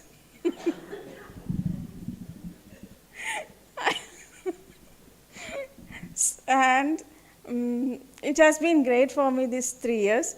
Of course, this retreat also has given me additional knowledge, this thing. This time, of course, the retreat was very unique since there were only a limited number of participants, and also Chechis were serving us in Annakshetra, which has never happened before. Ma was good enough so that we can all sit and listen to the classes. The Chechis were given the duty of serving at the Annakshetra, and they were very lovingly, very caringly, they were doing that. And of course, this time we were all asked to give the introduction also. And I think the introduction part also, I liked it. Even the brahmacharinis, they were also giving their introductions. And of course, in the last 3 years, I had a little bit of dislike for some of the things which they had.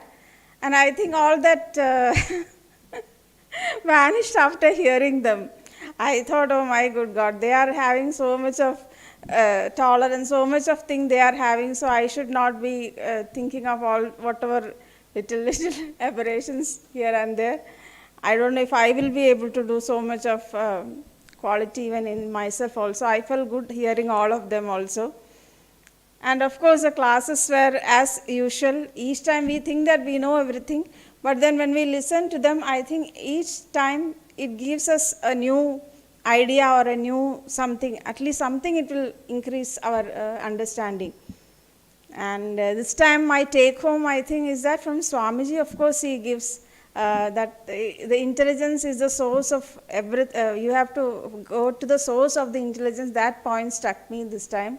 It's Swamiji. And as far as Nutan Swamiji is concerned, I told him also that what struck me this time is that you should be always connected to the self.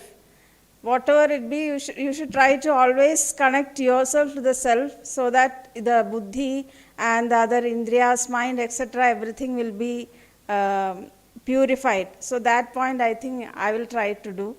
And with Ma this time, myself and Rajesh, we have this habit of blaming others. we enjoy both those. Blamingly talk about this person of that. So this time Mahaji was very logically, she was putting it. See, when you blame others, you are thinking that there is somebody else other than you, and so that the thing. So that is why you should say that you should not be blaming others. So both of us have resolved this time that after this retreat, we won't blame anybody. I don't know how much it will work, but we will work for that. So these are the main take-homes this time. Okay, and otherwise I liked everyone this time. I think I have interacted with almost everybody. So it was nice meeting you all, and hope all of you will come next time also, in between also. Okay, thank you.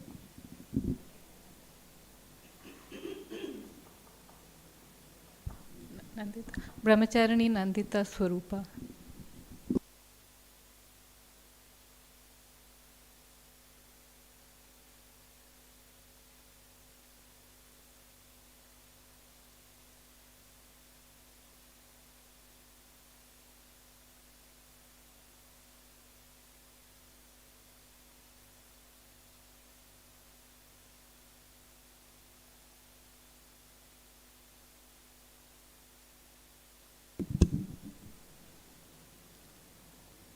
Humble pranams at the Holy Lotus feet of Pujya Swamiji, and humble pranams at the Holy Lotus feet of Notun Swamiji and Ma.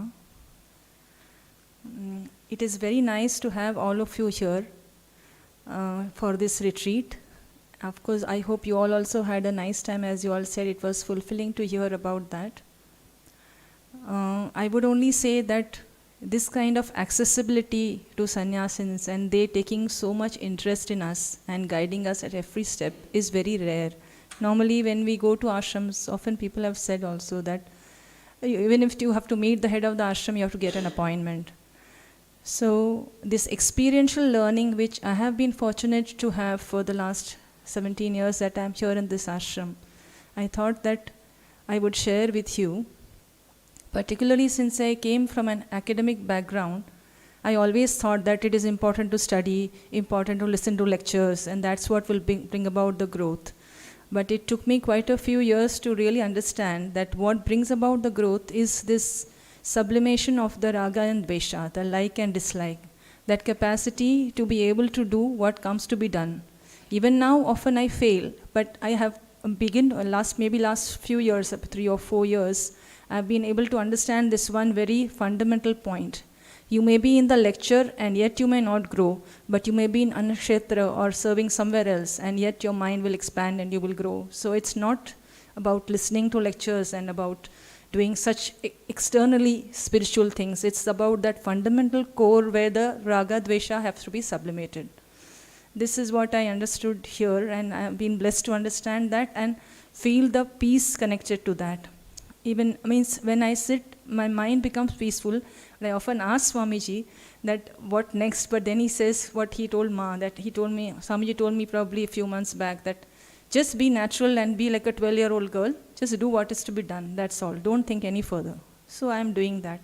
And now I'm able to do that. There was a time when I used to feel this should be done, that should be done. Now that is not the case. And as far as youngsters coming here are concerned, whenever I've interacted with them and wherever I think about them, I feel such a wealth of treasure of knowledge is there in our culture. But what is the state today? Even with a small thing, for a small trivial reason, they commit suicide or take to drastic steps. So whenever youngsters come, I try to interact with them. And I say that this is the knowledge that will help you to be enriched.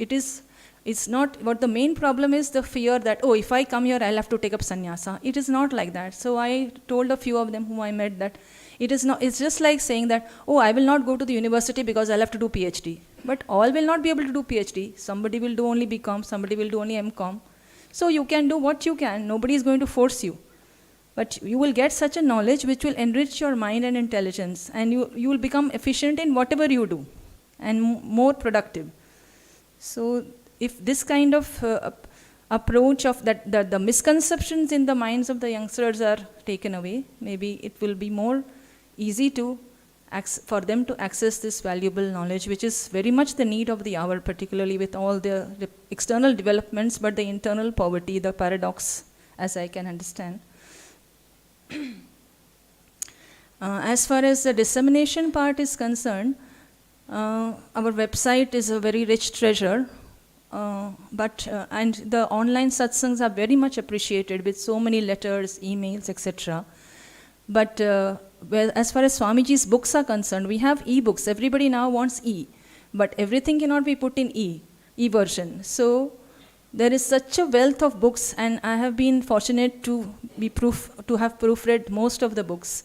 So I can say that the content is so valuable. So when I see the books lying here, it gives a lot of pain. And I feel that when so much of appreciation all over the world, why is it that the books do not move? The books, particularly this Insights book I was fortunate enough to be part of the making of the book also, that it is such a treasure that you can just have the Bhagavad Gita. It's a handbook of Bhagavad Gita. You just have to one page for one shloka. You just see the points, think about them, and you can apply Bhagavad Gita readily in your life. So these kind of things are there. So thought I'll just share these thoughts with you, and hope you probably may have to, what may work is you can decide that every 2 or 3 months you'll spend some 2-3 weeks in the ashram. If some such decision is taken, then maybe you'll be able to come regularly. Otherwise, we all, every time there's a retreat, there's a good group, everybody is very enthusiastic, very inspired. But when later on, the touch, they are not able to come much. So maybe this kind of decision that every 2 months or 3 months, depending on your commitments and other things, I'll spend 2 weeks in the ashram or something like that, and you keep that consistent connection. There's nothing like that experiential learning, and of course online satsangs cannot replace that. That's all I wanted to say. And we are again, I would say, we are very happy to have all of you here, and we hope to see you all again and again.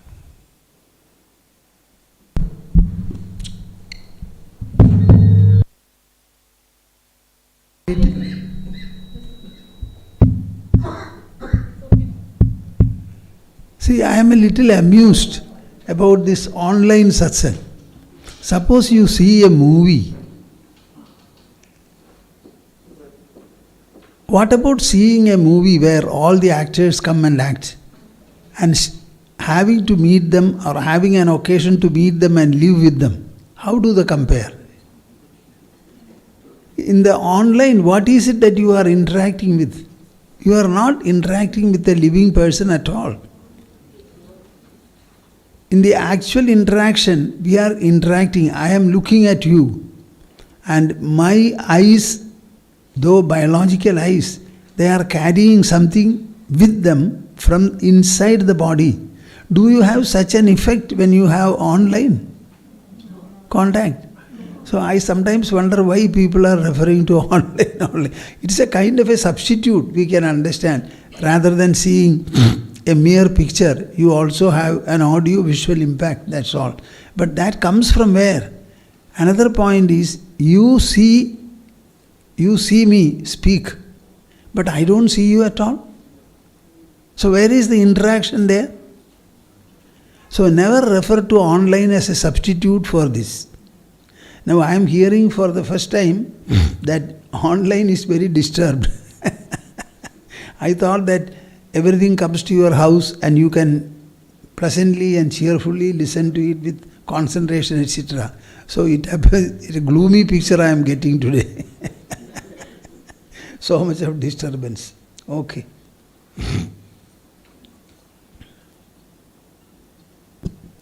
So Sadhika Meeru, who's an ashramite, she is going to be sharing now what has been her experience of the retreat.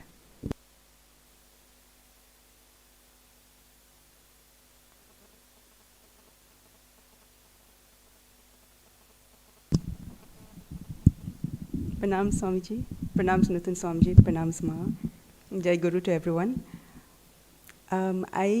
Actually, before this, I have attended one Gurupoornima retreat. That was in 2019, which was the last one before this whole lockdown and not having any physical retreats. So my experience before this was very different. I remember it being a lot more crowded, many more people. I won't say more vibrant, but very different. And so since I came in April last year. It's been nothing but online programs, and everything has been very quiet, and we've had very few people in the ashram. So the other day when I think the group started coming in and there were more people around the Gurupoornima retreat time, and there was one day after dinner when everybody was standing outside Anakshetra and they were getting to know each other, and I remember telling Namrataji, it's so strange seeing so many people in the ashram. And she said, oh, this is only 1/4 of what it usually is. Because the numbers are small. It's starting, but it's starting small. So it feels like after the past 1 year of quiet, it's just slowly opening up. And I find that very nice, actually. I feel like it's a nice, slowly opening up again. And one thing there was one discussion that this is the first time the retreat is separate from Gurupoornima, because it's always been Gurupoornima and retreat continuously. And so there was some discussion about whether the sublimity would be affected or whether the impact would be the same. Except for a few of you, the group that has come for the retreat is not the same as the big group that was here for Gurupoornima. And my own personal feeling is the way that the sessions have been conducted. by Swamiji, Nutan Swamiji Ma, the way the emphasis through all the lectures has been on the importance of the Guru, on Guru Bhakti, on the love and fondness for the Guru, which they bring about in their sessions as well as in all communications with them, with each other. That core current of Guru Bhakti and love for the Guru is so strong that for me, I feel there's no gap really between having it immediately after Gurupoornima or having this few days gap. So I feel a lot of it has to do with the fact that first of all, from our Swamijis, that core foundation of love and fondness and devotion to the Guru is so strong, it comes down to everyone. And within everyone here also, you're all here, many of you are here for the first time, but you have been drawn here by our Gurus, from what you have been seeing. So that is the thing that's holding it together. And so for me, this whole retreat has been very special because of that. And the other thing I wanted to say is, many of you are coming for the first time, and some of you are not first time. You've come before and you're familiar and you're known, but many of you are new. So I hope after this you continue to come until you also become familiar and known. And like this morning I was talking to Indraji, and she was saying how this whole retreat has been so fulfilling. She no longer has to come for any more Gurupoornima retreats. So I said, okay, then you just come when there's nothing happening and simply be here. So we hope to see more and more of all of you and maintain that association, and then we can all grow together along this path as we're being guided. That's all I wanted to say. Thank you.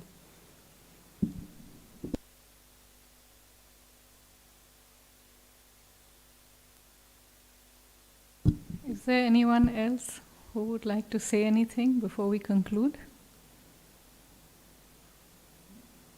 Anaka?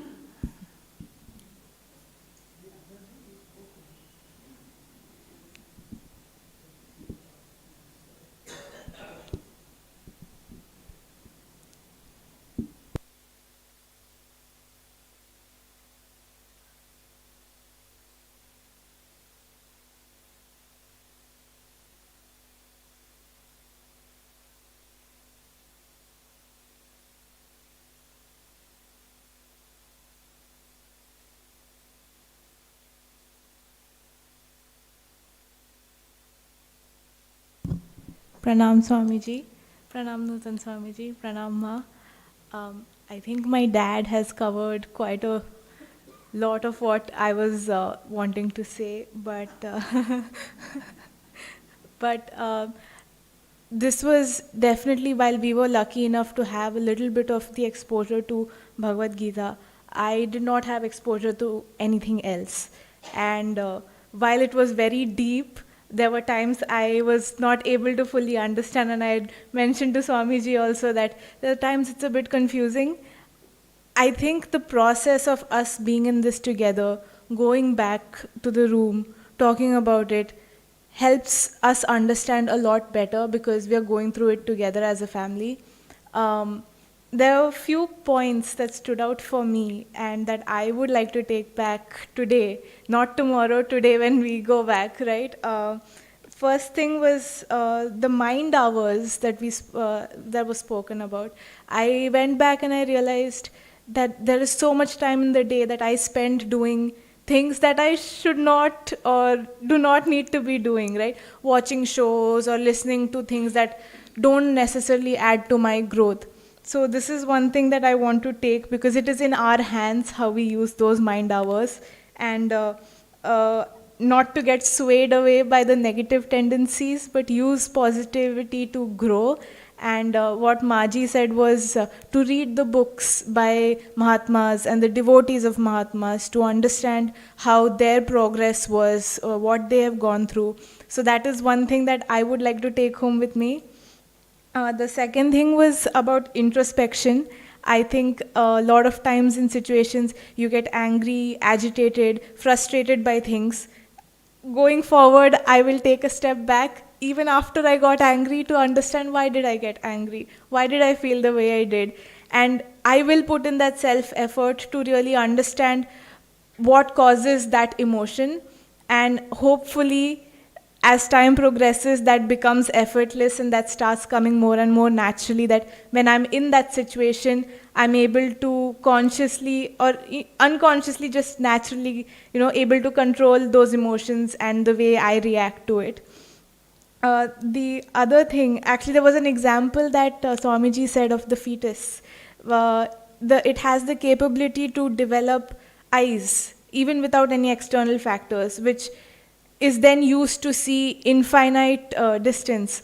And so why should you be afraid? If you have that capacity and capability within yourself, why should you be afraid of the world? And that is one thing that struck with me, because a lot of times you're afraid of what others might say, a fear of failing, what happens if you don't get this, what happens if my desires are not fulfilled. Why be afraid, right? And I think that's one point that I'd like to also take back. And my final point, so 4 points in total. My final point would be finding sadhana in everything you do. We usually spend half an hour or 1 hour, and it stops there. You do Naam Jap throughout the day, but still it consciously you have to sit and do that particular sadhana.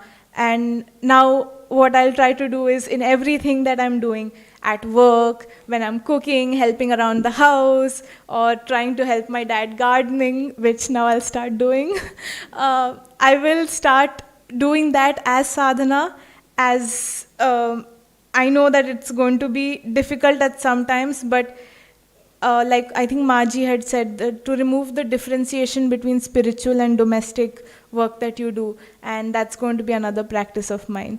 Finally, this is the mantra that Swamiji had said, right? When one of his devotees came and said, I want to be more determined and committed. I think that's one mantra I'm going to take with myself, saying anytime I come into a situation, I'll repeat to myself, I'm confident, I'm fearless, I can do this, and not think of it in a negative factor. So these are my key takeaways from this 1 week.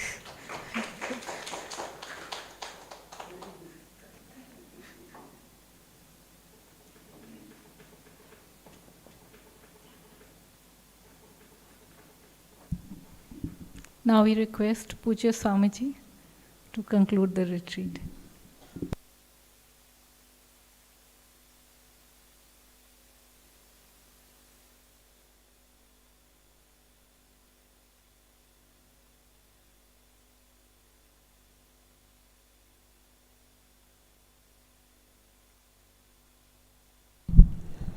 We have said and also heard quite a lot that is more than sufficient. I want to tell you a very simple but very important point. What is that? To develop any quality, mental quality, there should be no effort at all. We are wanting to develop our mind. Understand that mind can be developed. When you hear about a quality, it is a qualitative enrichment for the mind. That quality is something which will enrich the mind. Once you know that, will not the desire to have that quality sprout in you? If it is a quality. What do you say? Say love, sympathy and sacrifice. These are the primary qualities of the mind. All the rest are permutations and combinations. If loving is a quality, and you understand that it is a quality, why should you not imbibe it? Develop love for love, automatically you become love personified. I have never struggled at all in developing a quality or a refinement. The moment we know that it is a refinement, what is the gap between the knowing and then imbibing? Can you tell me? Maximum, you may have to spend some mind time with it. Think about it a few times, automatically it will grow. Is there any other way of administering it into the mind? You can put something, suppose you lack sodium, you can take sodium in one form or the other to the body.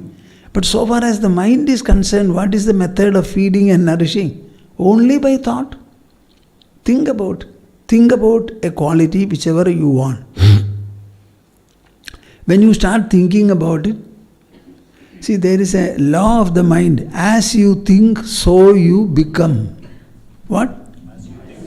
As you think, so you think about the quality. You will become qualitative. Any quality. But you should spend the mind time with it, the mind hours. Say, if you spend 50 mind hours with any quality, the quality will become yours. 50 mind hours. Either about the quality or a person who has that quality, you go on associating yourself mentally. So please remember this. To develop any quality, I don't want you to struggle at all. Which quality do you want to cultivate? Simply remember it, remember it, remember it, remember it, remember it. And you will find in the course of 1 week or 10 days, the quality becomes yours. Ya matihi sa gatir bhaved. Say that. See, after all, we read a book and we understand it. You read and understand. Is there any gap between the two? Suppose it is difficult, a proposition, then you read it again. I ask the children, they become very nervous for the examination. So I tell them, simply waving your hands, you go. When you get the question paper, only those questions for which you have answers you will be able to write. So read the question paper. If you understand all, start writing. Otherwise, read it a second time, read it a third time, and then find out which questions you know best. Then start writing and come back. Why should you have nervousness about it? By reading it 2 or 3 times, you will find the mind gets settled, you become sufficiently alright, balanced to write. So here I think the quality of the mind, no struggle should be there. You appreciate the quality, understand its place and importance. Once you understand the place and importance of a quality, automatically you will like to have it. When you like to have it, it is not a physical product which you have to pay a price for and get. You cannot say, I am poor to become good. Can you say that? I use an expression, poverty of the mind. I think poverty of the mind should not be there. We must become very rich and resourceful. See,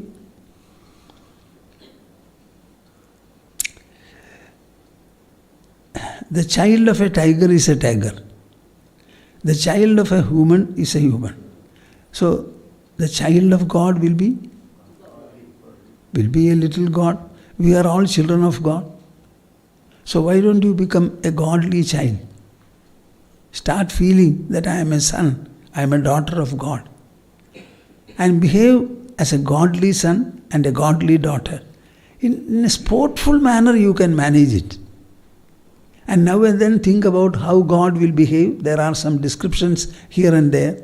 So I think every one of you should feel very resourceful, very healthy. Have no difficulty in cultivating a quality. It is a quality. Suppose I give you a gold ornament. If it's an ornament, everybody will like it. As you like a gold ornament, this is a mental ornament.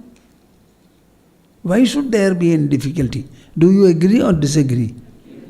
Please love the quality, honestly, earnestly. That's all. Okay, we shall meet again. Not online.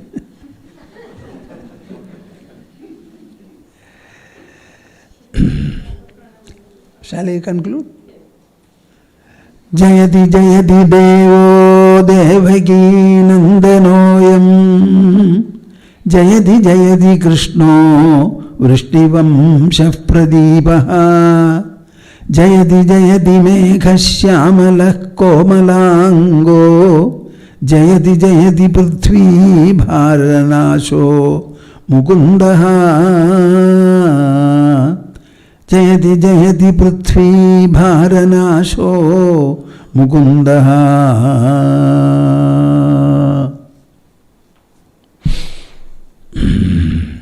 Harihi, Harihi, Harihi. We shall have a conclusional Omkara. This is one thing that all of you can equally participate in. Krishna says in Bhagavad Gita, Yajnanam Japayajñosmi. I am the Japayajna of all yajnas. You know what is unique about the Japayajna? All people can equally perform it. Suppose material sacrifice is there, others can only see. Here, everybody can equally participate. So when I chant Omkara and you join me, it becomes a completely collective performance. Understand the importance of it.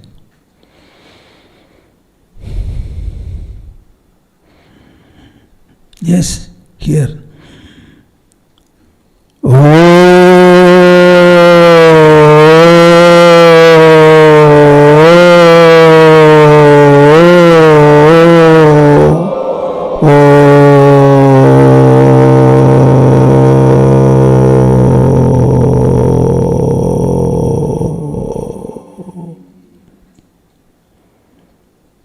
Very good, very good.